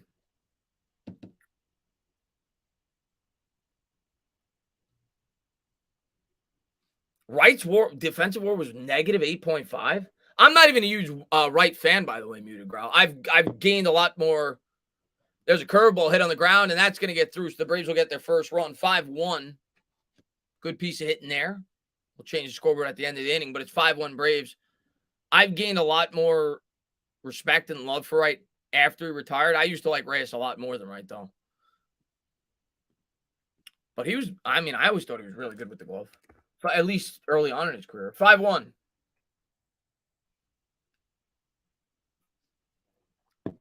So the lefty Harris drives in a run. Don Mattingly, to me, probably should be. It's because of longevity. If I'm going to say that Keith should be in, Mattingly should probably be in too. Had he not had his career cut short, he definitely would be in. Fastball swung on a miss. Good pitch there by Carrasco. Got Acuna to chase a little bit high. And Alien Man, thank you very much. He says, even though Guillermo doesn't play every day, do you think he should win a Gold Glove this season? I think he should, or at least be in consideration. No, as good as his glove has been for the Mets this year, no, I don't. 0-1. Fastball swung on a miss. I think for an award like that, you have to be an everyday player. But he is so important to this team. He's been really important to this team. And I'm going to tell you another player whose defense doesn't get talked about enough on this team, Jeff McNeil. Jeff McNeil's defense is really good. And I don't know what the metrics say, but he plays a really good left field. He plays a good second base. He's a valuable player that you can move around the diamond. Curveball taken out of the zone for a ball. He's been really good in the outfield this year when he had to step out there. And Dashy Man, thank you very much. Do you think Ken Anderson and Ken Riley will be in the Hall of Fame with Dan Reeves? Anderson, let me look up. I know he's been a guy that people have debated about for a while. Acuna hits a bomb to center. Nimmo giving chase, and now it's a 2-run game. He hit it into the apple. 5-3. 1 second. I pulled that up by accident. Change the scoreboard. Yeah, let me look at Ken Anderson's stats. I know he was really good with the Bengals. Boomer, of course, another really good quarterback with the Bengals. But people have talked about him for a long time, whether or not he should be in the Hall of Fame. Let me change this real quick. 5-3. So now it's starting to get a little interesting, guys.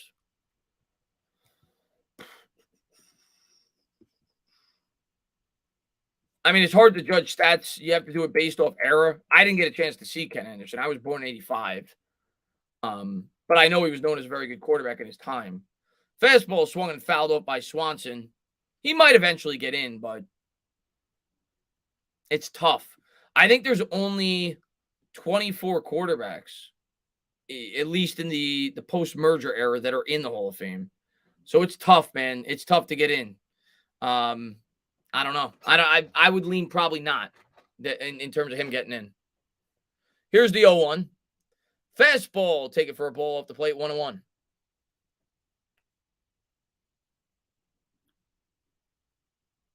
Yeah. We're gonna have to battle this game, though. We're not gonna run away with it, man. The Braves fight, man. 5-3 here in the top of the 5th. McCann lines up outside. Here's the pitch. Slow roller hit to short, fielded cleanly by Lindor. He'll flip over to the bag, and the Mets will get out of it. But they do surrender 3 in the top of the 5th. We'll go to the bottom of the 5th. Got to get some more runs, guys. Got to get some more runs. Can't settle.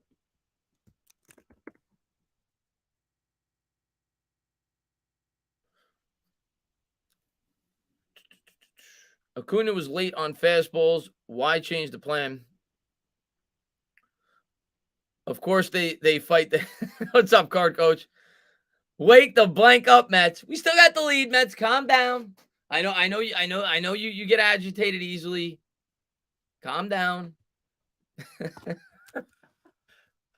Ken Riley.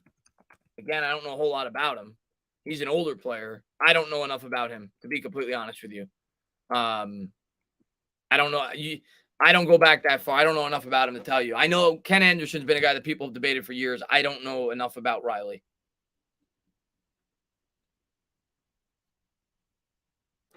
I hope Lindor continues this hot streak. We need our shortstop. He's been great all year. Well, he's been very good all year, and he's been great recently. Do you want Alvarez to come up this year? I mean, I'd love to see him, but at this point, I don't think he's coming up.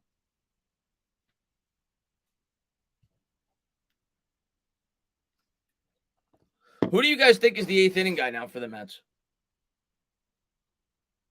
Do you trust the guy we just picked up after what just happened yesterday? Granted, it was a 9-0 game, so he's just going in there to throw strikes.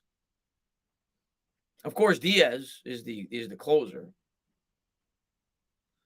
What's up, Tana? Haven't heard anything. What happened to Jalen Smith?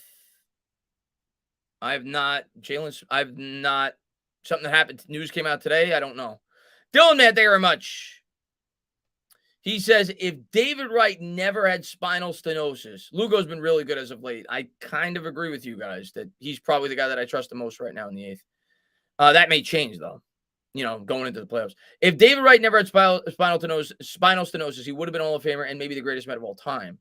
I don't think he ever would have been the greatest Met of all time. I agree with you. Had he never had spinal stenosis and had they not had the original dimensions at Citi Field, because I think that hurt some of his power numbers too early on. Here's the first pitch to Marte. There's a changeup. Take it for a strike. He'd be a Hall of Famer. But he was never past the Tom Seaver. He's not past the Tom Seaver. But he could have been the second greatest Met of all time because he spent his whole career there.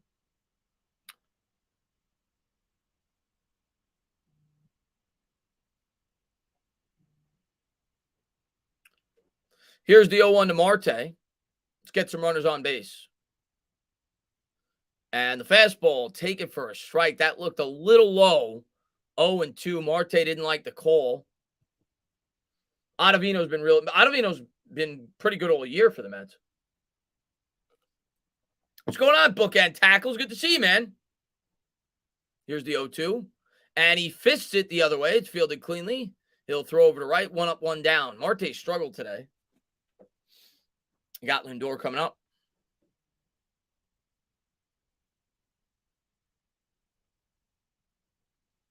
What about Matt Cain? Matt Cain was a really good pitcher for the Giants. But I know it says, I remember Keith stating that Wright's power loss was alarming. Then he found out. Well, yeah. And like I said, I think the dimensions took away a ton of his home runs when they first opened Citi Field.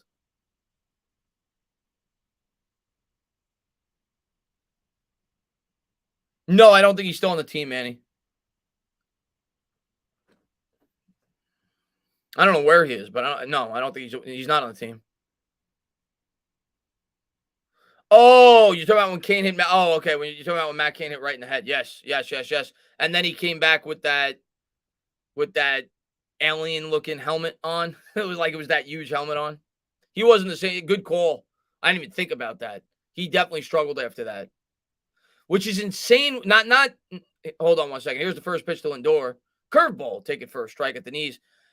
When you think about Pete, like Pete's been hitting the head like 3 times this year, and it has not affected him. It's just weird.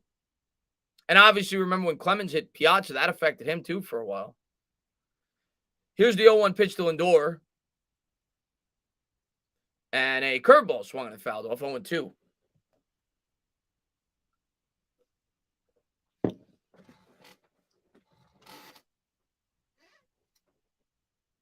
Yeah, no, it definitely was body knowledge. What's up, Cup of Tea?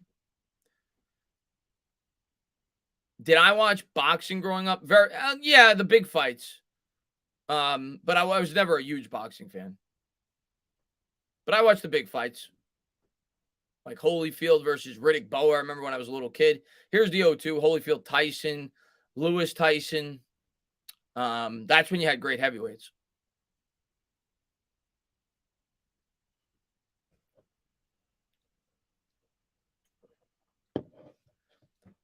Here's the 1-2. And swung on and missed. Chased the curveball a little high. So 2 down here in the bottom of the 5th.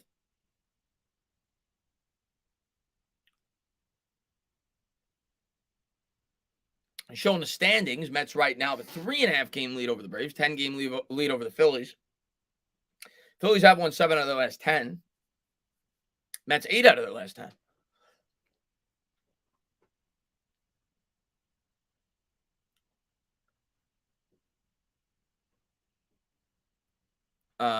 Let's see. Boxing for hot dogs and donuts. I never saw Hearns Hagler. I know a lot of people say that was an incredible fight. Here's the first pitch to Alonso. He had a bomb his first time up. There's a slow roller to short. Swanson will field it. He'll throw over to the bag. That'll do it. We'll go to the top of the 6th. Mets lead by 2, 5-3. Yeah, I've seen the Ali Frazier fights. Obviously not live, but I've seen them.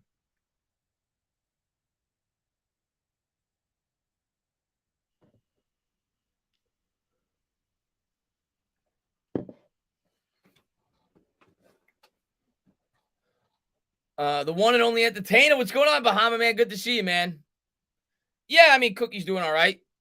This will probably be his last inning. I don't know what his pitch count is. Hopefully, he gets back on track. There was a scoreless 6th, and the bullpen then does the job.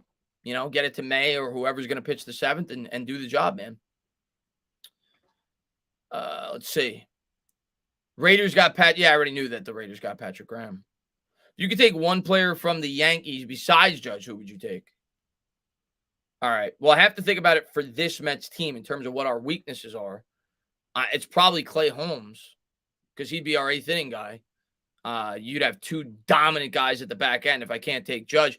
Most people are going to say Stanton. It'd probably still be Stanton. It'd be Stanton or Holmes. Those are the 2 guys, I think, for me, from the Yankees that I would take. Because I don't think we need an upgrade to our pitching. Yeah, it'd be nice, but I don't think we need an upgrade to our starting pitching. So it would either be Clay Holmes or Giancarlo Stanton.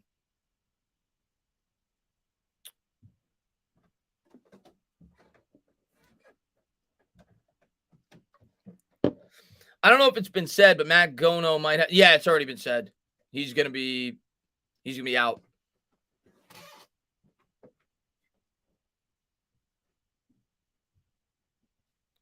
Do you think the plastic Pete the Meat Cleaver would be a sweet giveaway? Maybe. What's up, Jameson, man? Jameson's a big Braves fan. So you must be nervous right now, Jameson. You always come in here and tell me you're a Braves fan. We're enemies tonight, my man. Good to see you, though. So Carrasco does stay in. Let's see what the pitch count is for Cookie. He's at 77. So we'll see. Here's the first pitch. Curveball swung on and missed. Goes back to the hook. Matt Olson at the plate. Good hitter. 0-1. Wow, he's career 5 for 10 with 2 homers against Carrasco. Here's the 0-1. Fastball uptight, swung on and fouled off. 0-2. He has potential to go 2 more innings. We'll see how he looks this inning. Hopefully it's a quick inning. Then maybe you start the 7th with him. See what he comes with here. It'll be an 0-2. And that's in the dirt. Take it for a ball. 1-2. Olson lays off. Kind of pumped from a home run in that inning. It's getting close, mini guy. It's getting too close for comfort. It'll be a 1-2. And another curveball in the dirt. Tries to get him to chase. 2-2.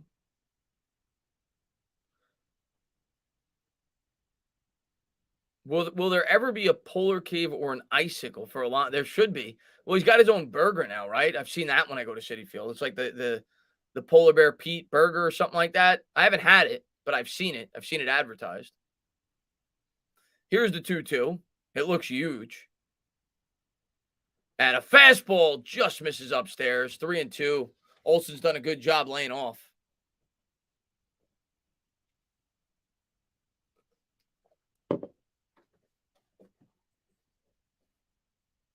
Here's the payoff pitch. And that is drilled on the ground. Fielded cleanly by McNeil. He'll flip over to the bag. 1 up, 1 down. Olson hits it right into the shift. Let's go, baby. It's true. He is from Florida. That's such a weird name. I mean, obviously you get it because he's so large. And they're showing the Phillies game. Phillies right now in a rain delay, lead by 1 against the Nationals in the bottom of the 5th. I guess we'd like to see the Phillies to lose, but not too concerned with them right now with a 10-game lead. So Riley will step in here for the Braves. McCann will line up inside. First pitch. Fastball in there, first strike. 0-1. Riley walked his first time up. Second, I don't know if it was the first or second. Yeah, second time up, rather.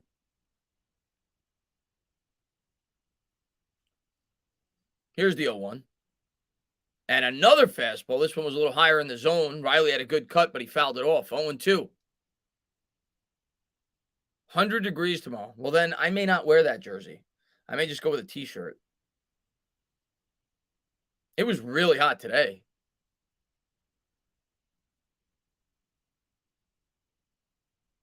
It was like 90 degrees at like 6 o'clock today. Here's the 0-2 pitch. Fastball. Good job there by Carrasco. Changes the eye level. So he's come upstairs now with the last 2 pitches. I would expect Carrasco with this pitch probably try to throw a curveball down and away. Try to get Riley to chase it out of the zone. He's come with 3 straight fastballs. I go down low here and away with the curveball. Maybe one in the dirt. Maybe Riley chases. We'll see what he comes with. Buck on the phone talking to the bullpen just in case. Here's the 1-2. And that it was a curveball. It's about a little higher than knee high. He fouled it off down the third baseline. I think I go with the curveball again, but this time more out of the zone. We'll see what he comes with. Cookie looks in for the sign. We got Bobby in the chat. Oh, L.A. Lou. Oh, Jameson, be good, man. Here's the 1-2. And there's the curveball. Swung on and missed. Got Riley to chase it out of the zone. Good pitch there by Carrasco.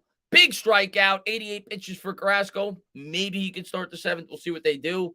If he can get a quick out here. But a really nice pitch to get Riley out in front with the curveball. Set it up with his first 3 pitches with the fastballs upstairs. Good job there by Carrasco.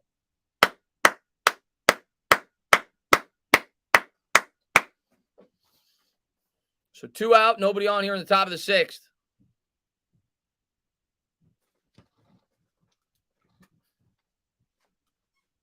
Here's the first pitch. That's a changeup. Line drive to center. Nimmo's there.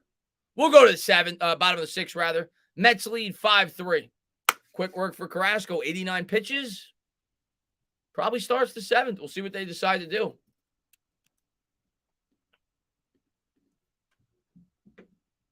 But bottom of the 6th. Hopefully get a couple more runs.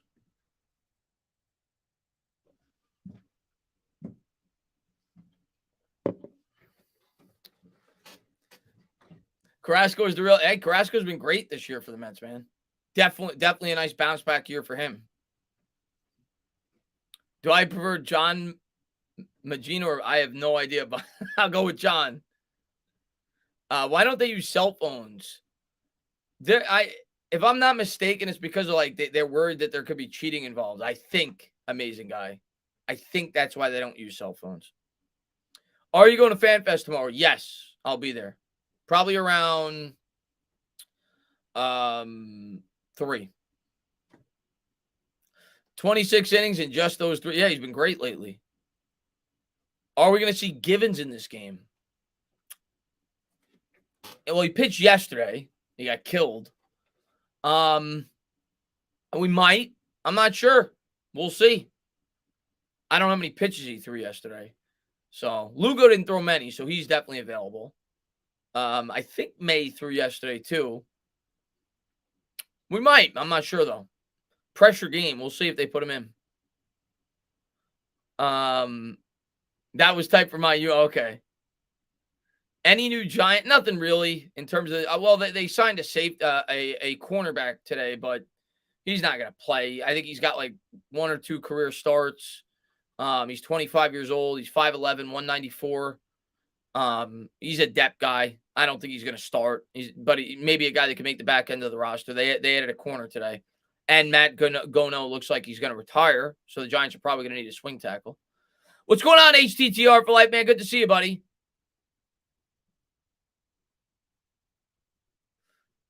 Rumor has it Lugo isn't good at spitting. I've never looked at Lugo's spitting skills. I'll have to take a look at that when he comes into the game. James Phillips says, let's go, Mets. Let's go. Yeah, he was horrible yesterday. But I'm going to chalk that up to this, James. And maybe this is being too optimistic, but he's been a really good pitcher all year. He's got a 2.6 ERA. And yesterday he comes in when the Mets have a 9-0 lead. And this is Little League like 101. Like when you come in with a 9-0 lead, here's the first pitch to Vogelbach, and there's a curveball in the dirt, take it for a ball. What does the coach tell you to do? Just throw strikes. Don't walk anybody. If they hit a home run, they hit a home run. So that's the way I look at it, at least for his first appearance. The way I look at it is he was put into a situation where he probably wasn't pitching as if he would if it was like a 5-3 ball game. But we'll see. 1-0. Here's the pitch to Vogelbach. And the changeup misses downstairs. Good eye. 2-0. Vogelbach hit a bomb earlier. I appreciate that, Dable.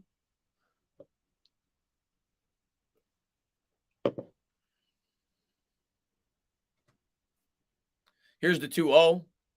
And that's in there for a strike. 2-1. Ottavino warming up. So it's probably it for Carrasco. Looks like Ottavino's going to come in to pitch the 7th. So Carrasco goes 6, gives himself a chance to get a win. Here's the pitch to Vogelbach. And that's a curveball. That's drilled, but right at him. It was right at the shortstop who was overplaying the shift, but he was all over that, man. I like Vogelbach. Vogelbach, man, the ball is hit hard off his bat, and he kills righties, but just unfortunate for him there. It was hit right at him. So 1 out here in the bottom of the 6th. Parking lot G. Appreciate that, James, man. Thank you very much, man. Thanks for popping into the stream.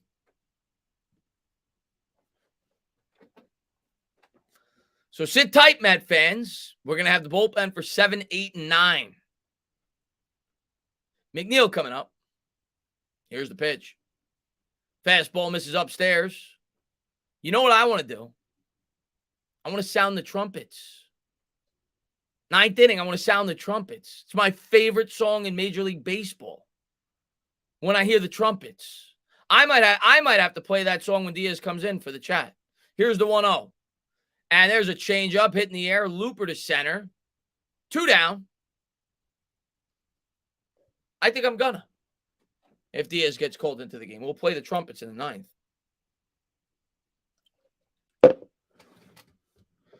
I am not doing the Braves game tomorrow because I'm going to be at Giants Fan Fest. Otherwise I would have. I'm going to do the Mets game on Saturday because this is the biggest series of the year. So I'm going to do as many games as I can. I'm going to the Mets-Braves game on Sunday, so I can't do it then. I might go live just for like 15, 20 minutes just to give people a little taste of the atmosphere at the stadium. Or maybe I'll go live quickly after or before. I don't know. Maybe not. Naquin at the plate. Here's the pitch. And the fastball misses inside, 1-0.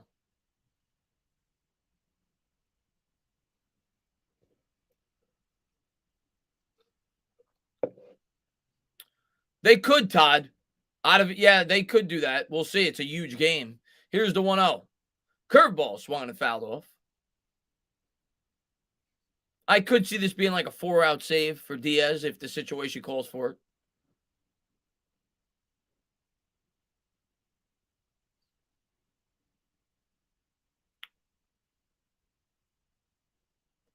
Once the trumpet is played, game over. We're playing the trumpet. Hopefully we play the trumpet tonight. I always like when I could play the trumpet. Here's the 1-1. And Naquin fouls that off. Curveball down the third baseline. Let's go, Mets. What's going on, man? Jack Daniels on deck, Darnell says. Let's go, man. Hey, we only got 58 games left, Darnell. I'm looking forward to it and hopefully get the Colson Met playoff games on the channel this year, man. Never got an opportunity to do. Only playoff games I've ever called on the channel are the Knicks in terms of like teams I root for. So it'd be awesome to call a couple Met playoff games. Here's the 1-2. Fastball misses upstairs, 2-2. I want Givens in the 8th. I want to see him in a real situation. I'm completely fine with that if they like to do that. if he's going to be the 8th inning guy. Still might be Lugo. Here's the 2-2. And the curveball misses outside. Good eye there by Naquin. We need Diaz to get 9 outs. Nah, man. The Mets bullpen's been good this year. I think people don't give the Mets bullpen enough credit. We have a pretty good bullpen. We just don't have a good lefty. Here's the payoff pitch to Naquin.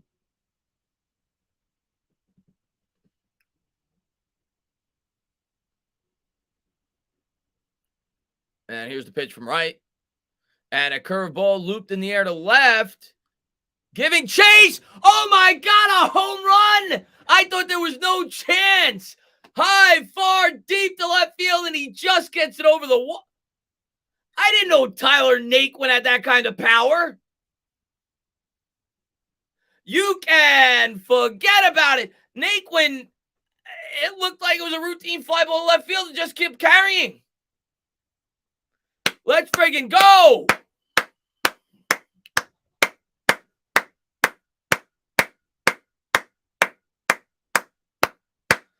Weren't Met fans complaining about that pickup? He's got 2 home runs tonight in the biggest game of the year.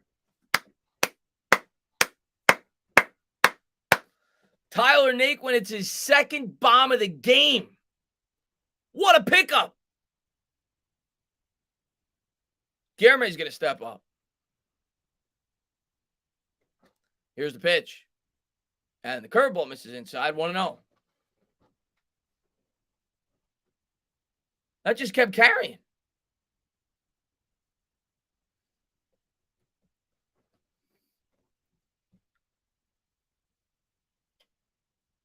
Here's the 1-0 to Guillerme. And that is driven in the air down the left field line. Foul. Let's change the scoreboard. 6-3 Mets. Big insurance run. We needed that.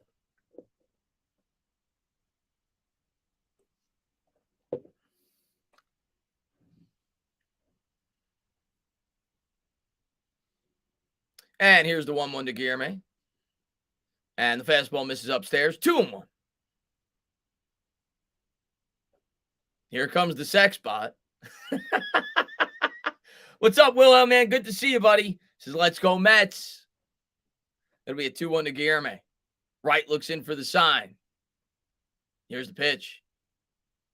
And that's in there for a strike. Nice changeup. 2-2. Froze Luis. Let's go, Darnell says. Braves got Matzik warming up in the bullpen, the lefty.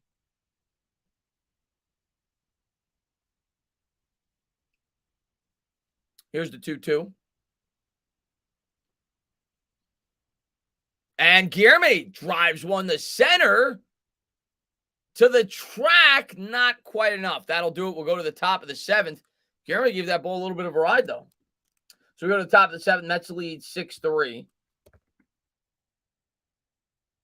Hopefully we don't need Diaz.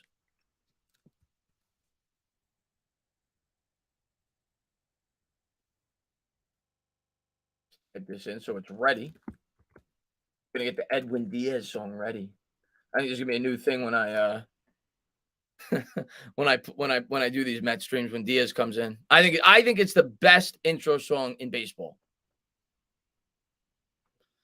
Trayvon Walker's first NFL snap was a roughing the passer, but later went on to get a sack. Interesting, Dable. Bull carries more in hot. Yeah, I thought there was no chance off the bat, Jeff. Thought it was a routine out to left field. I didn't even think it was going to be at the warning track. Amazing guy. I knew that Jason Garrett was doing like the USFL. I knew that. I didn't. Is he doing it for the NFL? Tyler Naquin is giving the Braves the tomahawk chop. Yeah, man. Let's go.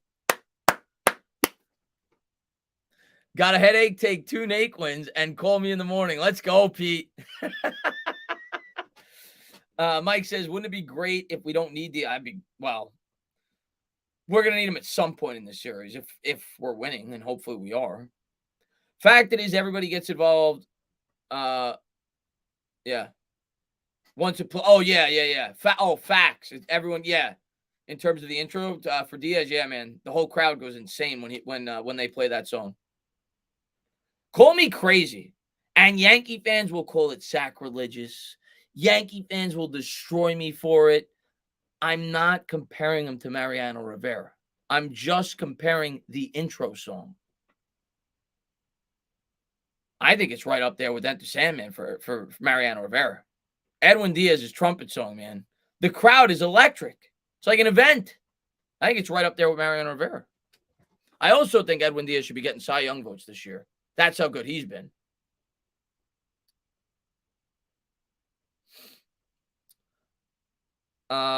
Yes Network doesn't normally show someone coming in from the pen, but they did when he did come in versus the Yanks. That's when you know. There you go, Jacob. So they're showing the exit velo. The hardest hit ball today was actually a ground out. The ground out to Lindor off the bat of Austin Riley. It was 114.9 miles an hour. Naquin has the second and third highest, both of his home runs.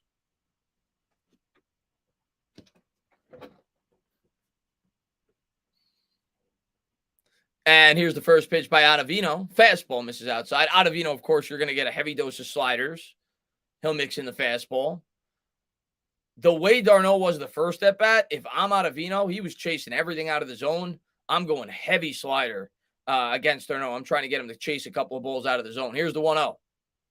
And he comes with the fastball again, drilled hard down the third baseline, backhanded by Guillermo. He'll flip over to the bag. Luis is so smooth over there at the hot corner. That was a hard hit ball. Backhanded it, made it look like nothing. 1 up, 1 down here in the top of the 7th.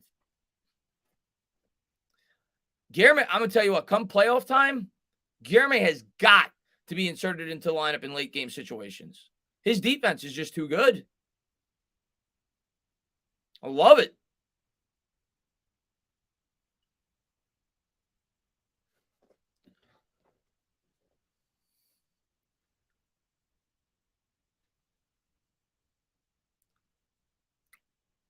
So 1 out here in the top of the 7th. Here's the pitch by Ottavino.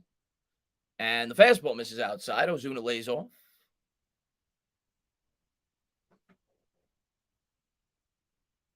Ottavino's been great this year. I know a lot of Yankee fans mock him because I think he didn't do well with the Yankees in the playoffs or something. He's got a 2.2 ERA, man. Here's the 1-0 to Ozuna. And there's a fastball in the outside corner. 1-1. MVP consideration, I doubt it, but Cy Young consideration, definitely. Yeah, I don't think he's going to win the Cy Young, but I think he should get Cy Young votes. He's been that good, Diaz. Here's the 1-1 to Ozuna. I think the Cy Young is going to be Alcantara. There's a fastball on the inside corner. Fielded by Lindor. He'll flip over to the bag. 2 down. Alcantara's just been ridiculous. And it's been the amount of innings he's pitched. He goes like 8 innings every start on the Marlins. I think he'll win the NL Cy Young. They're showing the Mets record in the National League East. They're 33-13. Insane, man. They've cleaned up in this division. 20 games over 500 in the division, which means we're only, 8 games over 500 out of it? Here's the first pitch. Fastball. Whoa, they gave Ottavino the benefit of the doubt there. That looked like it was, thank you, but what a horrible call. That is one of the worst calls I've seen in a long time in a baseball game. 0-1. That looked like it was like 6 inches off the plate at least. Here's the 0-1. And there's a slider chopped on the ground. Foul, wide of the bag at third. 0-2. Yes, Jacob. A reliever's won a Cy Young. Eric Gagne, I think, was the last one to win it. In 2003, maybe? He got caught for steroids later. But, yeah, Eric Gagne won it. He was insane with Dodgers. Eckersley, I think, has won the Cy Young as well. He was a closer. Here's the 0-2. And the fastball misses outside. 1-2. But I think Gagne is the most recent. Maybe I'm wrong. Maybe there's somebody more recent. But I think he's the most recent.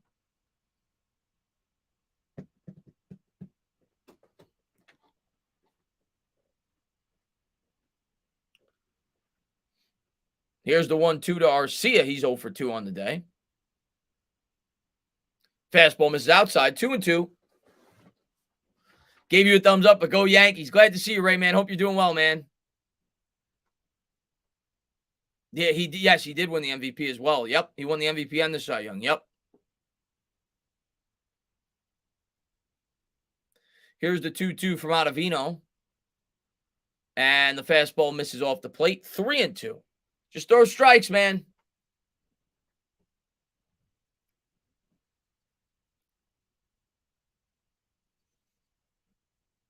And to tell you, I wonder where our defense as a whole ranks in the majors. I have no idea, but our defense is really good. Here's the 3-2. And the slider, that's hit back up the middle. That's a base hit. That's all right. It's actually a good pitch. It was out of the zone. He got him to chase, but he was able to line it for a 2-out single by Arcia. So they got a runner on first here, 2 down here in the top of the 7th. Preseason is teasing me. Stand. I can't wait for August 11th, man. I'll definitely be calling that game. Giants. I don't even remember who we're playing our first preseason game, but I'll definitely be calling that game. Excited to see. What I'm looking for in that game is just the new offensive approach, man. The scheme and everything else, man. I'm excited for it. It was a hanger, Machete, but it was out of the zone. But you're right, it was a hanger. It was belt high. And here's the first pitch. Slider on the outside corner. 0-1. Acuna on deck. Harris 1 for 2 RBI single. He's batting .282, 9 homers, 31 RBI.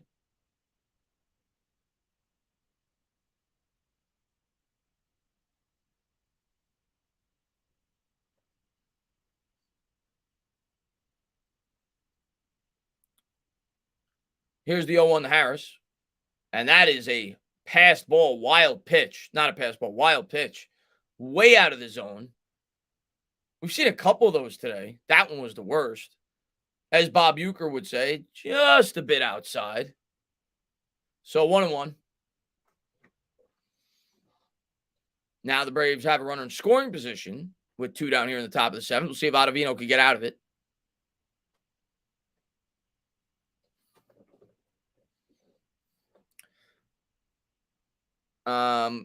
Let's see what we got.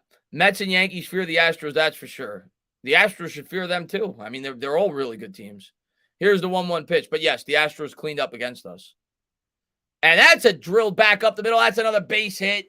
So the Braves will play to run here. Ottavino gives up 1. That Naquin insurance home run really looks important right now. So it's 6-4. The Braves take the run right back here in the top of the 7th.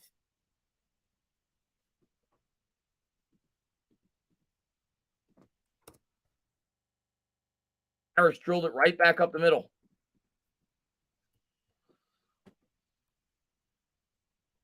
Bad luck, man. I mean, I think it still would have gotten through, but it looked to me like that ball actually ricocheted off the base. It was hit hard, though, but it ricocheted off the base, and then it popped way up in the air. And at that point, Lindor had no chance to keep the ball in the infield. Hard to tell. I'd have to see a replay if maybe he would have had a diving attempt, but once it hit the bag, he had no chance. He checks Harris back to first. Good chance Harris could try to swipe a bag here.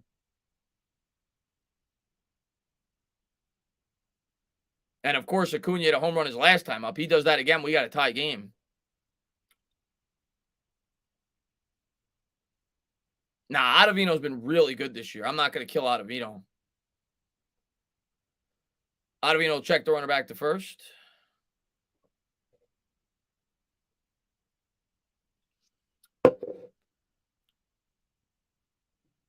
The Braves announcer said Lindor would have had it if it didn't hit. Yeah. Good chance. It was hit really hard, though, Machete. I don't know if he would have had it, but I definitely think he would have had an opportunity to at least keep it in the infield, and it would have been runners on the corners. He would have had a diving attempt. There's a fastball swung and fouled off down the first baseline, 0-1.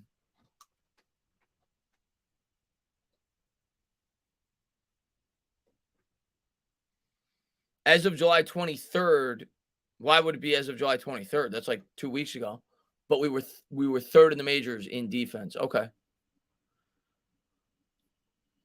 My favorite, probably Verlander, right, Jacob? I mean, I haven't looked at the stats, but Verlander's been insane. He's probably the favorite, right, in the American League. Here's the 0-1.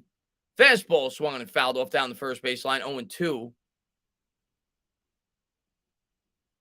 Doesn't he have like a low 1 ERA or something like he's been insane this year?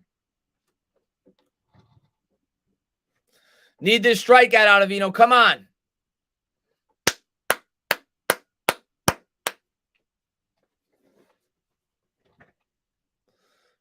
Ottavino looks in for the sign. Here's the pitch to Acuna. Come on.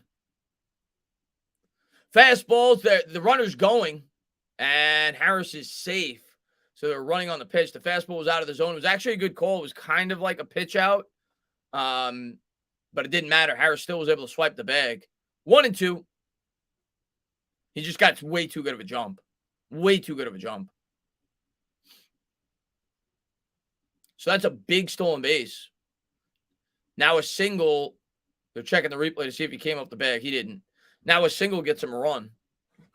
Need a strikeout on Vito. Here's the 1-2. Swung on and missed. A big slider there as he got Acuna to chase. Big strikeout there by Ottavino. The Braves do get one, but the Mets limit the damage. We'll go to the bottom of the seventh. The Mets lead by 2. I'll take it. I'll take it. All right.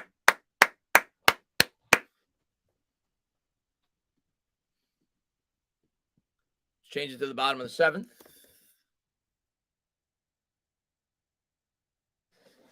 Thank God. Yeah, let's go, man. Machete says, let's go, Mets. Let's go, Darnell says. We need some. Yeah, let's get another run here, man. Let's get another run here. JJ says, nice. Let's go. Let's go. Got to get that. Yeah, got to get a run. Got to get a run this inning. Let's go. Let's get the bats cooking. Mets got to scratch. Yeah, absolutely. Absolutely, Conway. 6-4 as we go to the bottom of the seventh. Just get Diaz the ball with the lead. Get Diaz the ball with the lead. May gets the 8th or Lugo? That's a great question. Meet the Mets. I'm going to go with Lugo. And I know May just came back. May look pretty good. But Lugo's been really good now for, I don't think he's been great like his last 10 appearances. I don't think he surrendered a run or somewhere in that area. I think I'm giving the ball to Lugo. Maybe they give it to the new guy, Givens. I don't think so, though, after yesterday, and he threw a good amount of pitches. I think I'm going Lugo in the 8th. Lugo in the 8th. And if Lugo gets into any trouble, you bring in Diaz. Like if there's 1 or 2 outs in the 8th, too big of a game, you bring in Diaz.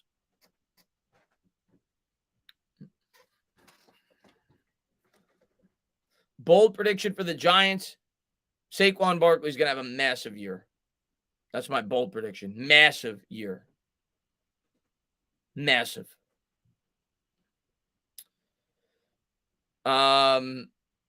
Let's see. Lugo, Diaz, Puerto Rican power. Let's go, Christian Colon. Meet the Mets. I already got the trumpets ready. We're playing it. If they bring in if they bring in the best closer in baseball. I already got it. We're playing it in the chat. We're playing the song. And I'm gonna ask the chat to spam the trumpets.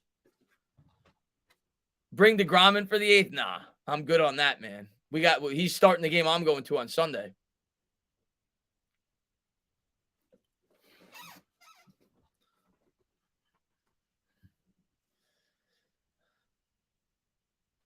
Bring Charlie Sheen in the 8th. Wild thing. Yeah, man.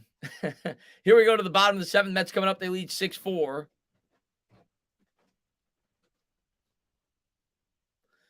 Diaz is warming up.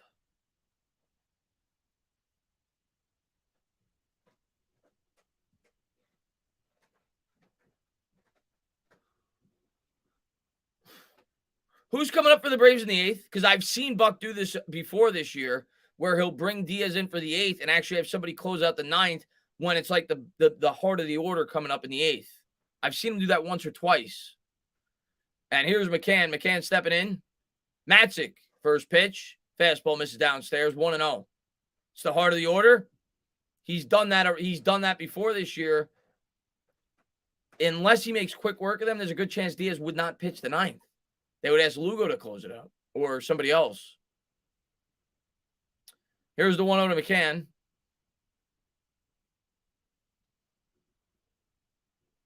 And there's a fastball swung and fouled off.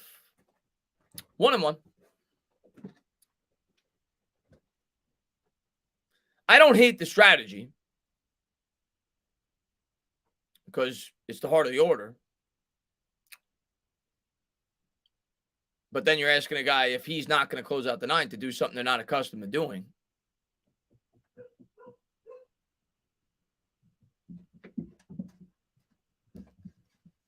Here's the 1-1 to McCann.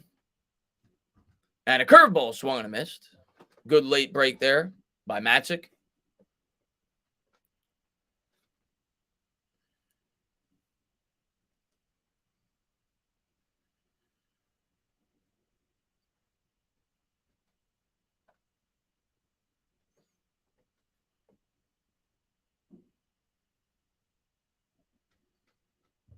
Matzik from the stretch.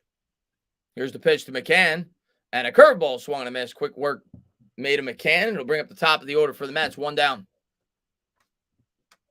He could go 6 out. I mean, I think it all depends on how quick the 8th inning goes. If he throws like 15, 16 pitches, I don't think he'll go 6 outs. If he throws 9 pitches, then yeah, maybe. But he's done this before. I forgot what game it was. It was maybe like a month ago. Buck did this when the opposition had the heart of the order coming up in the 8th. He pitched Diaz in the 8th, and then they went to somebody else in the 9th. I don't remember who it was. Nimmo coming up here for the Mets. It'll be a lefty-lefty. And the fastball misses upstairs, 1-0.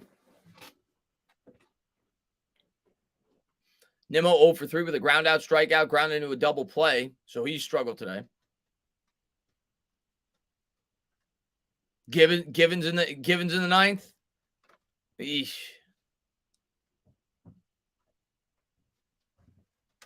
Here's the 1-0 to Nimmo. And there's a fastball swung and fouled off. We're still going to play the trumpets, even though it's the 8th inning. We're still playing the trumpets. McCann was supposed to be good. He reminds me, he's worse than Gary Sanchez. Gary Sanchez at least hit some home runs for the Yankees. McCann is garbage. He's got a pretty good arm behind the plate. That's about it.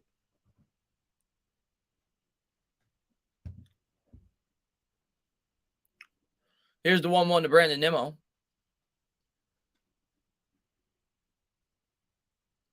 And the fastball misses way upstairs. Little chin music there to Nimmo. 2-1. Did you see the absolute move? I did. He hit it out of the stadium, man. And he hit a bomb opposite field.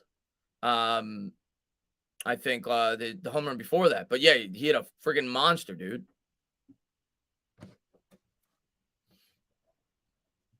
He does have some experience, Christian, closing out games. Lugo. Just not this year, really. Here's the 2-1. Fastball swung on a miss. Nimmo swung right through it. Good pitch by Matzik. Mets struggle this year, man, against lefties. They really do. They struggle against lefties.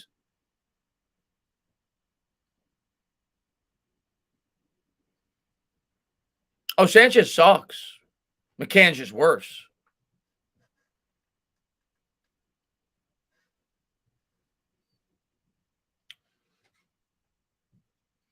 Here's the 2-2 to Brandon Nimmo. And that's in the dirt, taken for a ball. 3-2. Yeah, it's a nail-biter, Fabian. Go Mets, beat Atlanta. What's going on, Padres? B, man, thanks for popping in.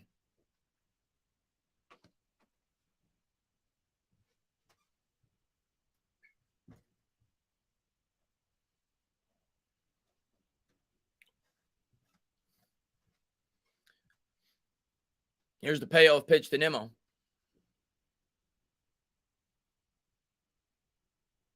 And a fast, good eye. Good eye by Brandon Nimmo. The fastball misses upstairs. Nimmo sprints down to first, and the Mets got a 1-out base runner. Marte coming up. Little righty-lefty matchup. Come on, Marte.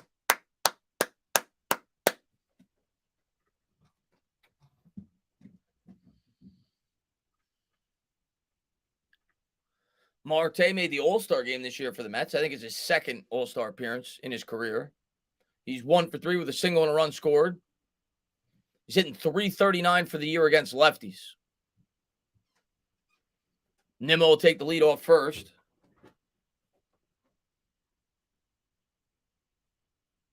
Here's the pitch. And he goes the other way. First pitch swinging. Oh, it was a bullet to the warning track. Acuna makes an over-the-shoulder catch. And Nimmo will retreat back to first. Marte was all over it. Just hit it. He hit it to the wrong spot. Nice catch. So 2 down. Lindor coming up.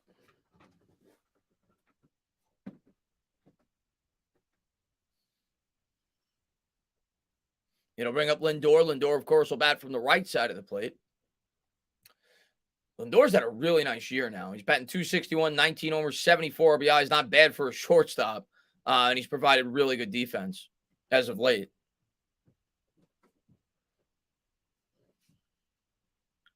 Matzik from the belt.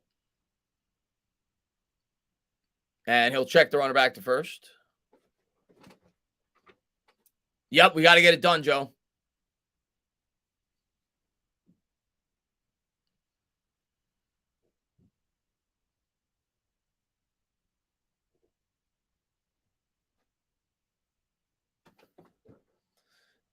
Nimmo, not the best of speed in terms of, base stealing ability. He's a good base runner.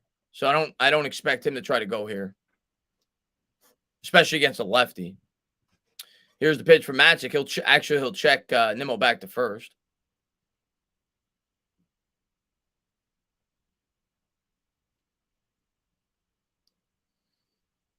Hit and run with Lindor. I could see that. I could see that more than a straight steal. If you're gonna put Nimmo in motion, I could see a hit and run. I don't think I could see a steal.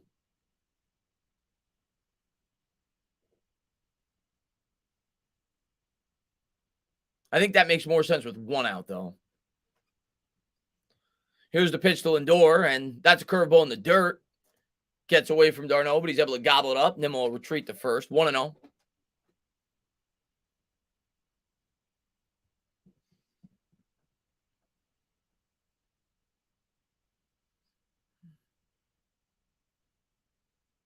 Yeah, no, that's exactly why he's going Diaz. The heart of the order. He's done, like I said, I think he's done this at least 2 other times this year. I know he's done it 1. It makes sense. You want them to face their best hitters.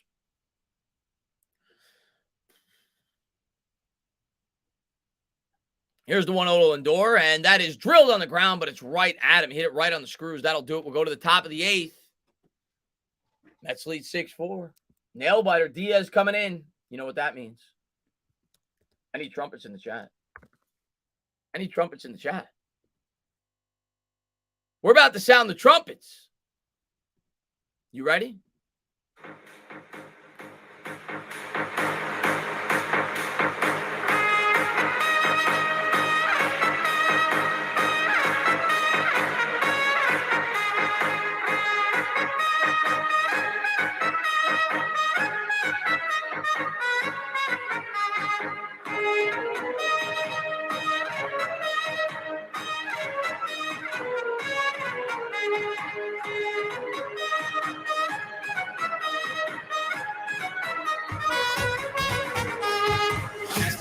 Slang. I speak it every day. I'm trying to get it poppin' each and every way. It's one nation on the goons. My goons are stripping all these cats down in the underrooms.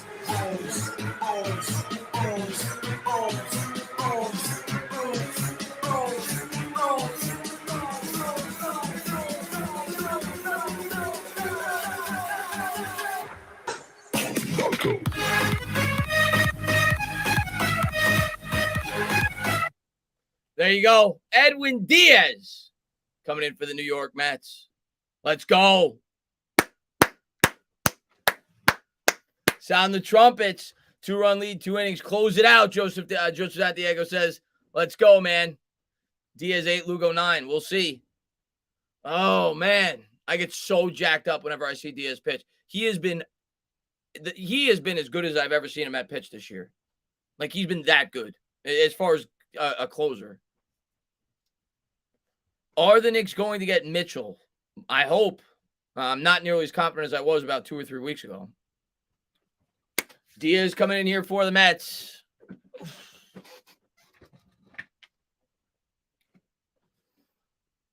Oh, let's go, baby. Get it done now, Joseph Sando. You're right, man. He's been in pressure spots this year, but he's got to do it again.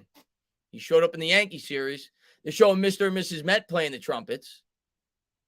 Marco Polo, what's going on, man? Here we go. Top of the 8th. Diaz coming in to go up against the heart of the order for the Atlanta Braves. Asking Diaz to put in some tough work tonight. Dansby Swanson will lead off. Diaz looks in for the sign. Here's the first pitch. Fastball, first pitch, swinging. Slow chopper to Lindor. Fields it, throws to first. 1 up, 1 down, and we'll take the quick out, Mets fans. Give me the quick outs, baby. I'd love to see Diaz pitch the 9th. 1 pitch, 1 out. Thank you, Swanson. Thank you.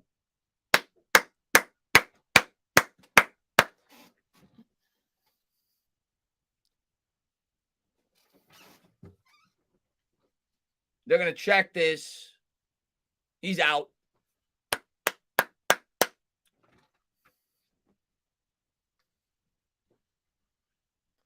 Now it'll be a lefty-righty matchup. Olsen steps in. First pitch. Fastball right down the middle. Diaz says, come and get it. Swung on and missed. 100 miles an hour on the gun. Diaz has struck out 52.5% of the batters he's faced this year. That's insane. That's like not allowed. Here's the 0-1. Fastball jammed him 101 on the gun. Fouled off down the third base line. 0-2. Christian Colon, man, thank you very much, man. Ain't gonna lie, Mrs. Met working with something. She got a little something for sure. What's going on, Salvatore? Let's get this K, Diaz. Let's go. They are on their feet. 0-2. Fastball 101. It is fouled off. Sold out stadium at Citi Field. They are on their feet, calling for another Diaz strikeout. Austin Riley on deck. Diaz from the stretch. Here's the pitch. And that's a slider hit in the air down the third base line. It's going to reach the seats. Just got a piece of that. Diaz needs to go upstairs with a fastball. Up and in.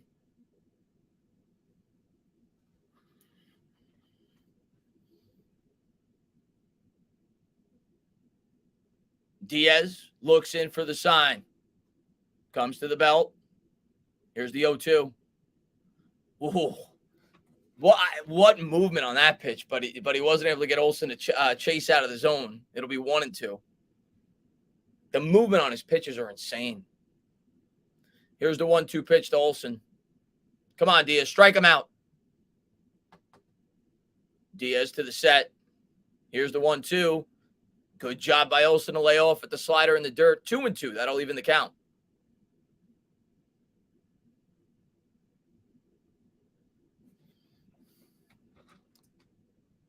I'm going to the Sunday game. I'm going. DeGrom's first game is at Citi Field this year. I'm going to Sunday. Here's the 2-2. Strike 3. Tried to check his swing. Didn't matter. Sit down. He got the slider on the inside corner. 2 up, 2 down. 8 pitches for Diaz in the inning. Oh, baby. Olsen didn't have a chance.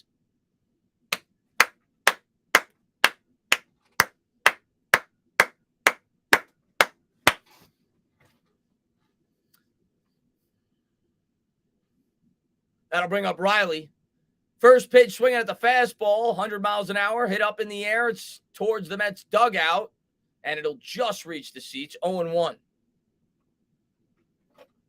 Only 9 pitches so far for Diaz. Hopefully makes quick work here, and he probably starts the 9th. Riley's 0-2 with a walk.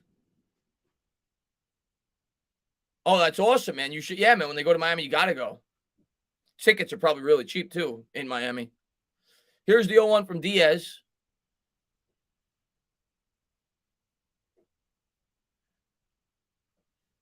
McCann lines up outside. Here's the pitch. Oh, a slider on the inside corner. Oh, Diaz is smiling. You saw Diaz is like, he's dead. After he got the ball, he turned around. He's like, he got that cocky smile. 0-2. Diaz got Riley in a hole. Diaz to the belt. Here's the 0-2 pitch. Swung out and missed. Another slider. Oh, baby. Edwin Diaz keeps it going. Incredible. The best player on this Mets team. The best closer in baseball. He has been incredible this year. We go to the bottom of the 8th. Mets lead 6-4.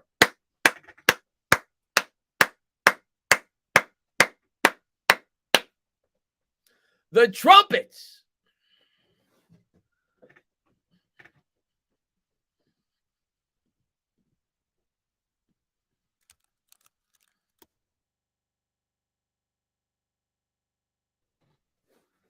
Sean Connor's got the Diaz confidence. Scott, yeah, he's got that smile, man. When he turns around navy blue, he's like, I got this. I got this. I think he goes out for the 9th. He only threw 10 or 11 pitches. I think there's a good chance he goes out for the 9th, but we'll see. You know, maybe we want to save him potentially if they got to bring him out tomorrow. We'll see. I mean, if they get like a couple of runs this inning, probably not. But if it's a close game, yeah, I think they do. I think they leave him in.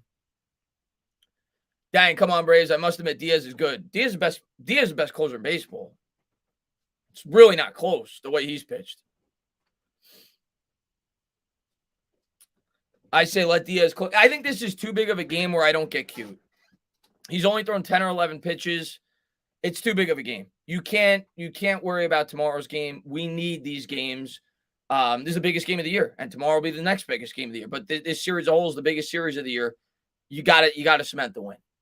I'm leaving Diaz in. Unless we get 2 or 3 runs. We get 2 or 3 runs, I'd probably go to Lugo. But if it's a 2-inning game, I'm leaving Diaz in.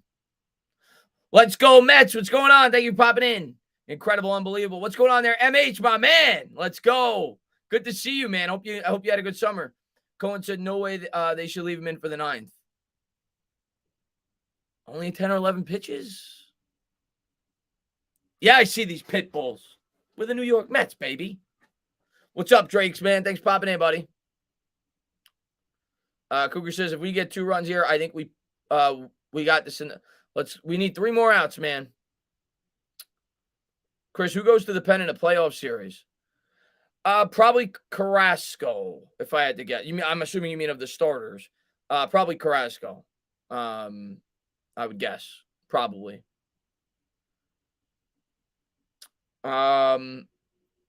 Thanks for you got it, Thomas, man. Thanks for being here, buddy. I'm going to be live Saturday, too. So I'm not sure if I'm going to do both games, but I'm going to do at least one. And Sunday I'm going, so I can't obviously live stream that game. And then Friday I'm going to be at FanFest, so I can't live stream tomorrow. But I'm going to be doing at least one. Maybe I'll do the early game and then see how I feel. And if, I feel like doing the later game, I will. Maybe I'll definitely do the 1 o'clock game. It's a doubleheader. Jackson Stevens in the game here for the Braves. 25 games. He's got a 2.52 ERA. He's got 2 saves and 3 opportunities. Alonso lead off for the Mets. Here's the windup and the pitch to Pete. And that is a slow roller up the middle, fielded cleanly. He'll throw over to first, 1 up, 1 down. That's weird. I kind of got thrown up with the first pitch because it's very rare that you see somebody come out of the bullpen, pitch out of the windup. And it looks like Diaz is done. I think Diaz is done. Walker even asked, he's like, Taijuan Walker asked, is he done? So I think Diaz is done. So I'm guessing we'll get Lugo. I'm not sure. Maybe they'll show a glimpse of the bullpen, see who's warming up. Nobody's warming up right now. So maybe Diaz is not done. I don't think Diaz is done because he's still in the dugout. So I think he's coming back out to pitch. Vogelbach will step in here from the left side. Here's the pitch from Stevens. And a curveball in there for a strike. 0-1. I think Diaz is staying in, guys. He's still in the dugout. And nobody's warming up. If he was coming out, somebody would be warming up. Here's the 0-1 pitch to Vogelbach. And a curveball in there for a strike. 0-2.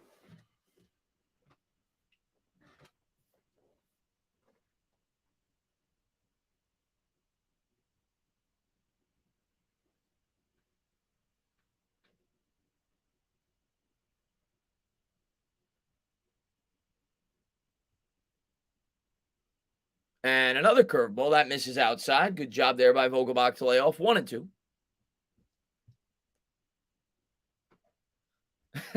My brother-in-law loves this guy. He's also fat. Makes him think he's an athlete.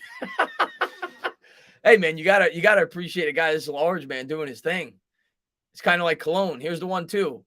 Change up misses downstairs, 2-2. We all love Bartolo Colon, man.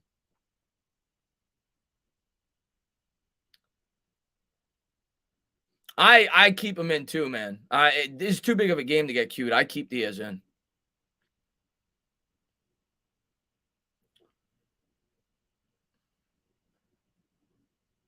Here's the 2-2 pitch.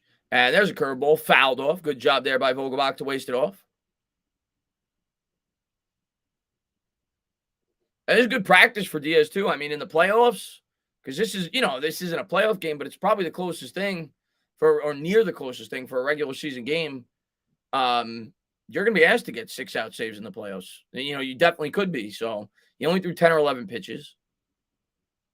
Here's the 2-2.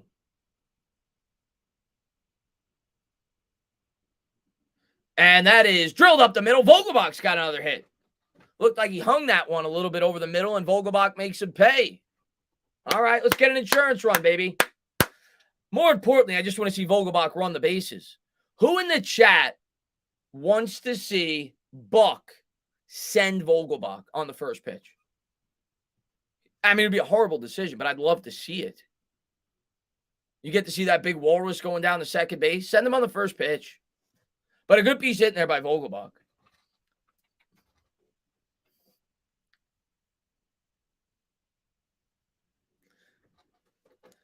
Let's go, Mets. What's going on, Ed Rockman? Thanks for popping in the stream. So McNeil's coming up here from the left side of the plate.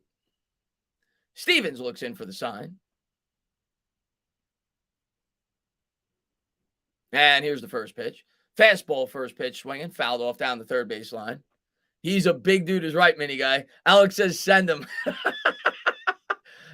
Stanley says great idea to send Vogelbach against Darno. No, I don't actually want them to send him. Darno sucks, though, behind the plate, but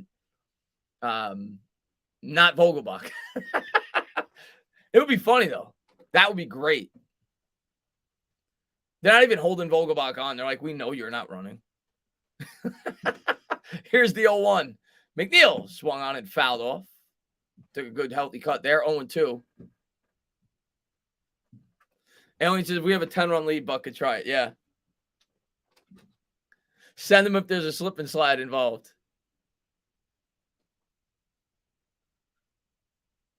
So the Braves, one thing you've noticed that I've noticed, I don't know if you guys in the chat watch as many Met games as I do. Early on in the season, every team was playing the shift on McNeil. Every team. Here's the 0-2. And the fastball misses upstairs. 1-2. And now you've noticed it tonight. You've noticed it in more recent games. They're not playing the shift because McNeil was just slapping it for singles. Every time he came up, they were giving him that single. He just kept taking it. And teams have gotten the scouting report. They're not playing that shift the way that they were early in the year. They have the shortstop shifted a little bit towards second, but not the way it was.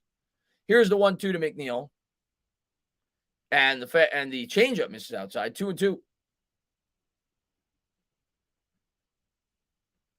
Yeah, I can't wait, Katrick, man. It's going to be a blast.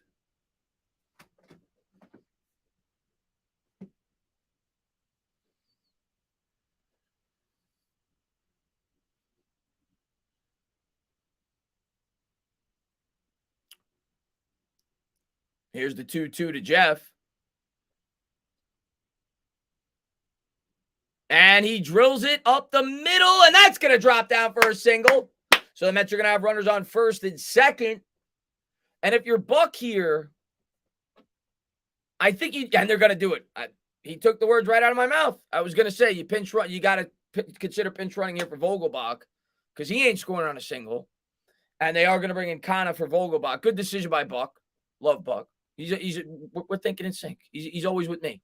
Good job by Buck there. Bringing in Kana with a runner on second, Vogelbach on.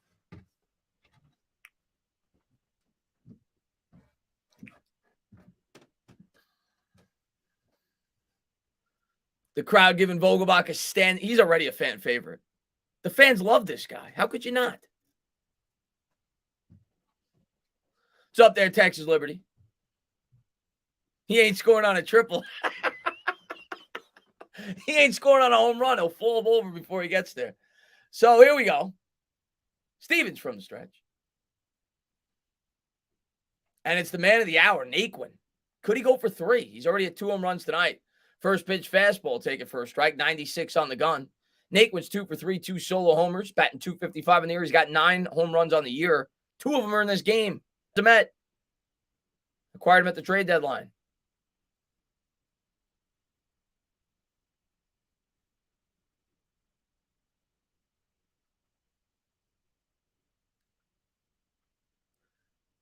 And here's the 0-1 pitch. Fastball misses outside. 1-1. Yeah, we need a big hit. JJ says he's feeling a third homer.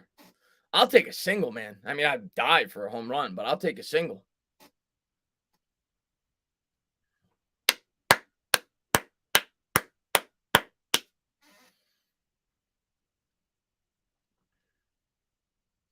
And here's Stevens from the stretch. Here's the pitch to Naquin. And a curveball, and this one is going to hang up for an out. Loops this one to left field. 2 down. So a big out there for the Braves. Mets play the Braves again tomorrow at 7. Then they got a day-night doubleheader on Saturday. First game's at 7. First game's at 1, rather. Second game at 7. And then a 4 o'clock game on Sunday. I might call the doubleheader. I'm definitely calling the first game. And if I'm too amped up, I'll probably call the second game. But we'll see. On Saturday. Tomorrow, I'm not calling the game. But I'll definitely be doing a lot more Met games down the stretch. I love calling the games, man. I love hanging out with you guys. So it'll be Guillerme at the plate. First and second, 2 down here in the bottom of the 8th. Here's the pitch. Curveball, take it for a ball down low, 1-0. He's our hefty lefty. Absolutely, Jeff. Good call, man. Absolutely. Rest in peace. Jared Lorenzen. Jake and Max. What a beautiful sight that is, sitting next to each other in the dugout. Best 1-2 punch in baseball. Love it. Here's the 1-0 pitch to Guillerme. And the fastball taken for a strike. 1-1. It's basically just open practice, like you just said. It's basically there's fireworks at the end. But I'm getting there 3 hours before. So we did the same thing last year. We're going to do a live show from I don't know if it's going to be live, but it might be live. It's going to be on Talk of Giants channel. We're going to do a show from the parking lot. But I don't know if it's going to be live on YouTube. And then tailgate for 3 hours and then go in. Here's the 1-1. And a fastball swung and fouled off. 1-2. You're going to the 1 o'clock game on Saturday? That's awesome, man. Enjoy it. I wanted to go to one of the Saturday games, but then I saw DeGrom was pitching Sunday, so it was more money, but I paid it because I wanted to see Jake.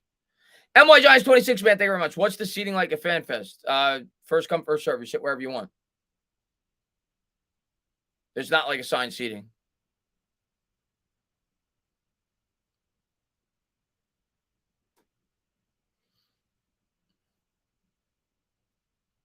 Here's the 1-2.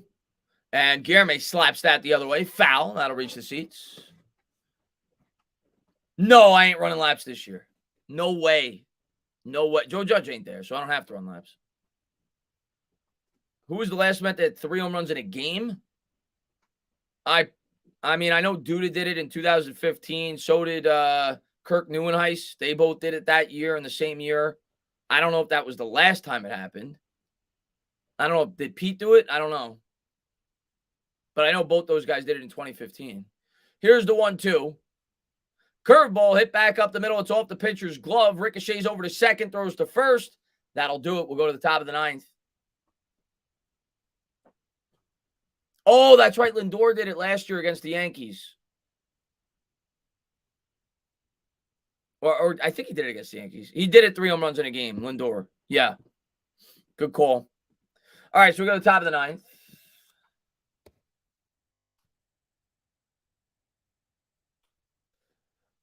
You know what? He already came in. I'm going to play it anyway. Everybody, 9th inning. He's coming out again. He's coming out again. Get the trumpets in the chat. Get the trumpets in the chat.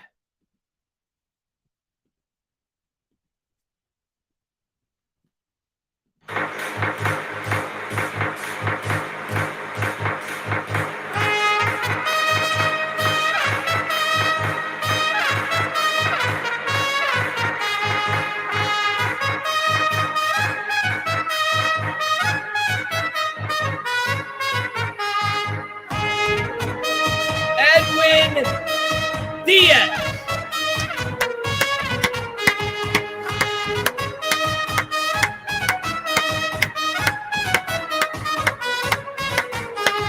Here's my southern slang. I speak it every day. I'm trying to get it poppin' each and every way. It's one nation under goons. My goons are stripping all these cats down in the under rooms. Rules, rules, rules, rules, rules, rules, rules,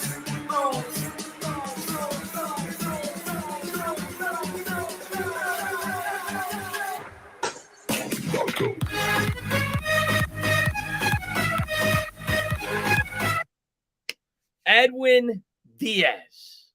Let's go.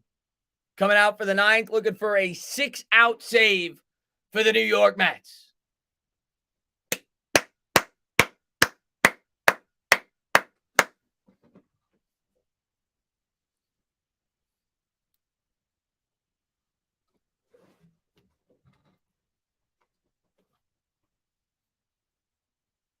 Here we go. Buckle up, Mets fans. Diaz looking in. First pitch, it'll be against Diaz, first batter. Here's the first pitch. Fastball rides high and tight, 99 on the gun. Swung on and missed. Rosario on the day, 0 for 3, 2 flyouts and a lineout. He's career 0 for 3 against Diaz.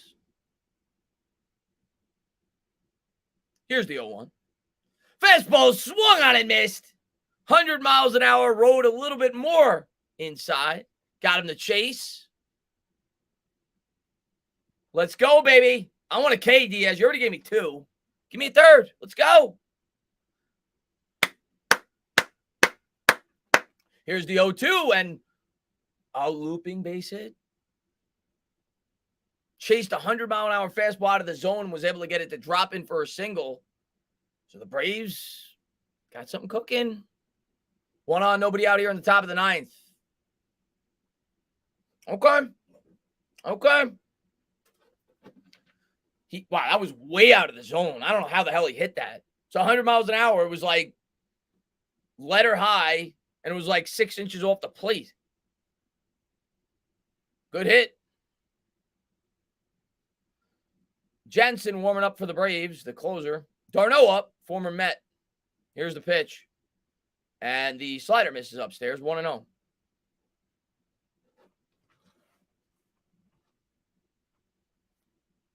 Darno 1 for 3 with a single and a run.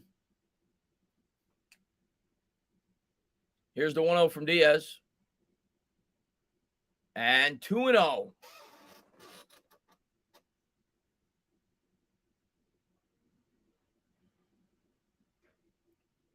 All right, I'm starting to get a little nervous. Come on, Diaz. Here's the 2-0.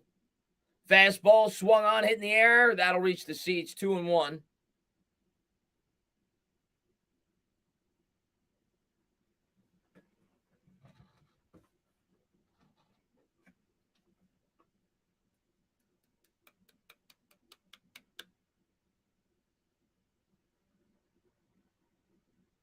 Come on, Diaz. Here's the 2-1 to Darno. And there's a slider chopped on the ground. Foul, 2-2. Diaz evens the count back up. Let's go, baby. Blow him away. Come on. Here's the 2-2. Full capacity crowd on their feet.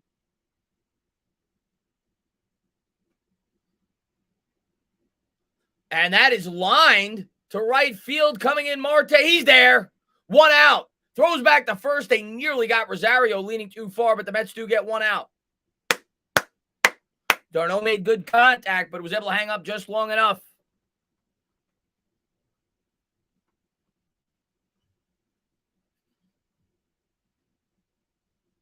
Good job by Pete, by the way. That ball nearly got away. He was able to dive. Ozuna coming up. Career versus Diaz, 1 for 5. Does have a home run. Was the one hit with an RBI and 3 strikeouts. Ozuna, obviously a power threat.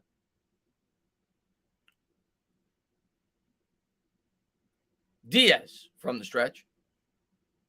Here's a pitch. Fastball, or slider rather, swung on and missed. Got Ozuna to chase. 0-1.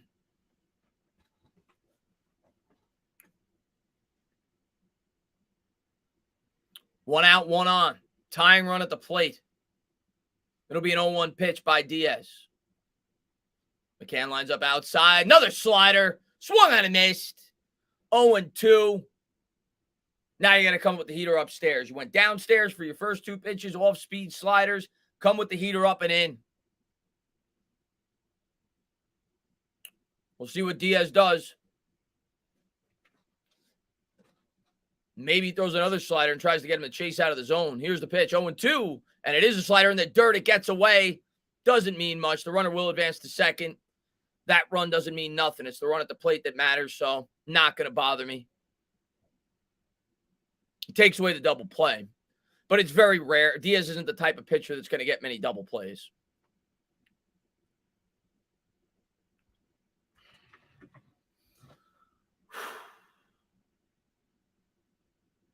Come on, Diaz. Strike him out.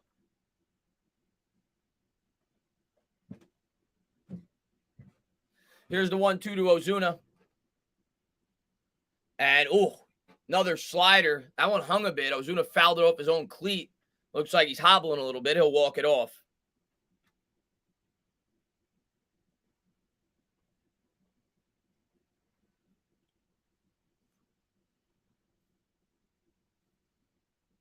So Diaz is throwing him 4 sliders.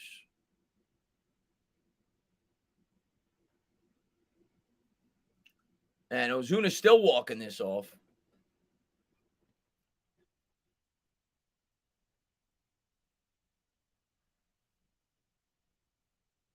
Appreciate that, Adele, man. Thanks for being here, buddy. Here's the pitch. Fastball, swung on and missed. 100 miles an hour on the gun. Got him to chase the high cheddar. 2 down.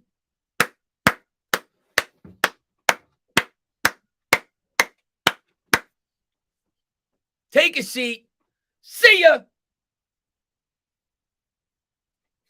Let's get one more. Let's go.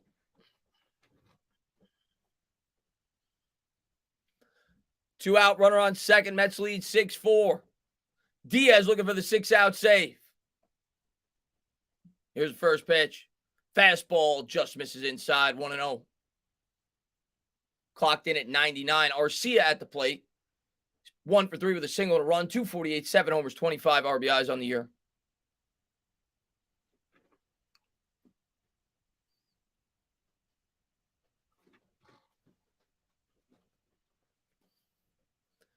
Diaz goes to the belt. Here's the pitch.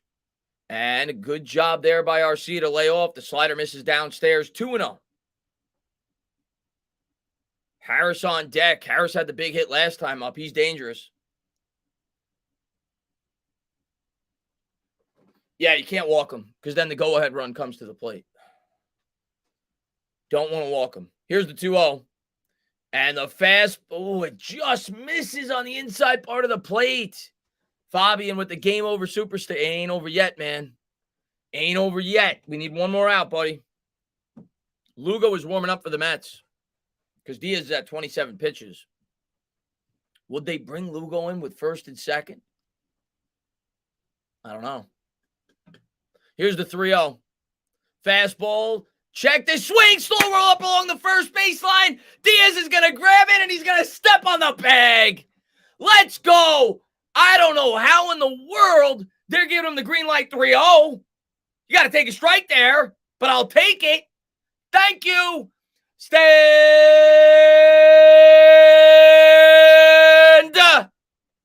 up, New York Mets fans.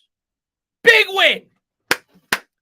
Biggest win of the year for the New York Mets. 5-3 on the year against the Braves. 4.5 game lead in the division. We got 4 more of these contests to go. But a big win by the New York Mets. Edwin Diaz comes in and gets a 6-out save against the heart of the order against the Atlanta Braves lineup. I don't want to hear it. I've been hearing from Yankees fans for about 2 months that they got the better closer. Are you on drugs? Edwin Diaz is the best closer in Major League Baseball. In Major League Baseball. Great win, Fabian says, let's go. Diaz, Cy Young, let's go, man. Boom goes the dynamite card. Coach says, let's go, man. Conway says MVP. W says, amazing guy. Let's go. Trumpets. Nice. Christian Cohen says, put it in the books. Donald says, Sean says, let's go, Mets. Let's go. Kalel Naquin. Lou, man, be good, man. But just, it was a really fun stream. I knew it was going to be a fun game. Huge game tonight. It's going to be a huge game tomorrow. It's going to be a huge game Saturday. 2 huge games Saturday. And a huge game Sunday. Well, I was right, man. 67 down, 15 to go. Let's go. Texas Liberty with the trumpets. Diego with the W. Let's go. Very happy for Chris, even though I'm a Yankee. Yeah, I appreciate it. Craig says, let's go. Man, 6-4, Mets win. Big win tonight. Josh Hader, who can't hold Diaz's jock. No, man, he's the best closer in baseball. Mets can't handle playoff pressure. Haven't been in the playoffs since 2016. So what does that mean? What does that mean? What does that mean? When the Mets made the playoffs in 2015, they hadn't been there since 2006. They made it to the World Series. What does that mean? It means nothing. The Atlanta Braves won the World Series last year. So what does that mean? Muted Growl, man. Thank you very much, man. I appreciate it, man. He says, let's blanking go Mets. Enjoy FanFest. Enjoy the stream. This was fun. I appreciate it, man. Hopefully, if you're free, I mean, on Saturday, I know, a lot of people may have plans, but if you guys are free, come on back. May do both. I'll definitely do in the 1 o'clock. We'll see if I'll do the 7 o'clock. I always love doing the live games with you. And baseball is so much fun, especially when the games mean a lot down the stretch. Let's see. Yankee fans cannot deal with the fact that the spotlight is no longer on them. John says, let's go Mets, man. Diaz is nuts. Hopefully it doesn't get rained out tomorrow. From what I heard, at least according to Art Stapleton, they're going to play even if it rains. If it's lightning, they won't play. I'm pumped for the 2 moves. Naquin, huge tonight, man. Huge. The Yankee fan at heart, but root for my man's Tana's Mets. Let's go, Fabian. Let's go, Mets. Let's go, baby. Daddy Cohen got more money than the next time. I know. I call him Uncle Stevie. But Mets are going to be competitors for a long time. We're at the big boy table. We used to be Thanksgiving dinner, you got the kids table. The big boys table used to be the Dodgers and the Yankees. We're at the grown-ups table now. And we got the biggest belly. We're like the Vogelbach of the grown-ups. We got the biggest belly because we got the biggest owner. $14 billion. Richer than the next 3 owners combined. Mets ain't going away. We're going to be competing for a long time as long as Steve Cohen's the owner. Won't mind the rain out because Diaz likely. Oh, you mean for tomorrow? Oh, I was thinking about FanFest. But yeah, the Mets game could get rained out. Yeah, for sure. What's up, Baruch, man? Thanks for popping in. Big, huge win tonight, man. Will you check out the Hall of Fame game? Oh, I'm not going to stream that. It's already 10 o'clock. Thanks for the live stream. I live in Tampa and real. Man, no, dude. Come back Saturday, Chino. I'll be doing it again, man. I didn't like the using Diaz 2 times. Yeah, I understand it, though. But now he can't pitch tomorrow. But I understood it, bringing him in the 8th because it was the heart of the order. But then maybe you want to make the argument that you would have taken him out and done Lugo in the 9th. I think that's fair. But it's such a big game that I think you just gotta leave him in there and get the job done. You don't know what's gonna happen tomorrow. He may not have to be used, may not be a save situation. I think you gotta go for it and cement the win. Thanks for the live stream. I live in New England. And dude, come on back, man. We'll be doing the games on Saturday if you're free. Feels great to be a Met fan in Atlanta. Let's go Mets. Let's go, man. Yeah, live for today. Exactly. Lugo may tomorrow. Yeah, I agree. I think maybe Lugo's the closer, but regardless, that's going to be your 8-9 tomorrow more than likely. Maybe you go with the new guy we got from Chicago. Maybe he's in the mix as well, but they're going to have to make do, man. Who's pitching tomorrow, by the way? Is it Bassett or is it Walker? Who's pitching tomorrow? I know Max is pitching one of the Saturday games, and DeGrom's pitching Sunday. Carrasco pitched today, so that leaves Bassett and Walker. So who pitches tomorrow? Is it Bassett or Walker? Walker pitches tomorrow? Okay, so Walker's been really good this year, man. So hopefully he gives us, 7 strong. And, May and Lugo or whoever they decide to put in there gets the job done. And you show him Walker right there, 9-2. We got the pitching advantage tomorrow. Ian Anderson, 9-6 with a 4.99. Walker, 9-2 with a 2.79. And then, first game on Saturday. Oh, I'm definitely streaming that. Fried versus Scherzer. Ooh, that's a great pitching matchup. Max Fried versus Max Scherzer. Oh, baby. You're a legend. I appreciate it, Raphael, man. Thanks for being here, buddy. Enjoyed the stream. Great seeing the Mets streams again. I appreciate it. Yeah, man, I'll be doing it. I think I'm going to do both games on Saturday. And then for like small series, I'll probably do one game. Like if it's not, but I think after this, we play a lot of good opponents. Well, we play the Reds after this. So I'll probably do one game in that series. Yankees, I'll do both. The Phillies, I'll do probably at least 2. Yeah, big game for Walker tomorrow for sure.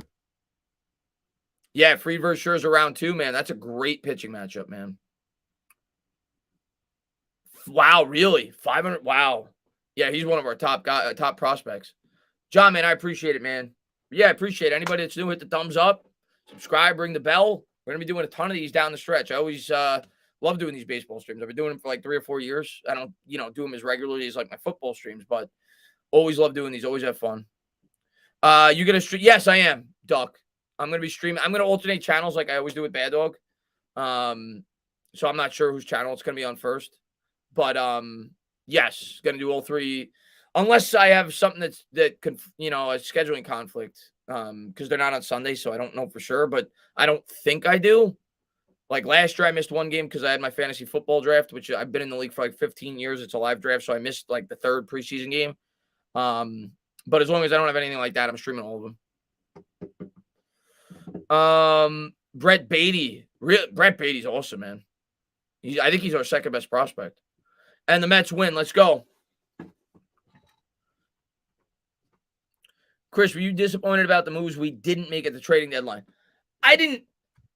Okay, like I was definitely a little bit disappointed, but I didn't kill the Mets as much as a lot of other people did. If the Mets would have gotten a lefty, we would have been perfect. That's the only thing I didn't like. They didn't get a lefty out of the bullpen because there's not really a lefty arm I trust out of this bullpen. And maybe that'll change once they start putting the starters, maybe Peterson. But there's not really a lefty that I trust out of this bullpen. I thought that was our biggest need. But I liked all the other acquisitions. I thought they improved the team, but we were missing the lefty, man. That's what worried me. But I loved everything else. David says, Vogel God, let's go, man. Jacob deGrom and Max Scherzer will pitch 4 out of the next 7 starts against Atlanta. That's freaking awesome.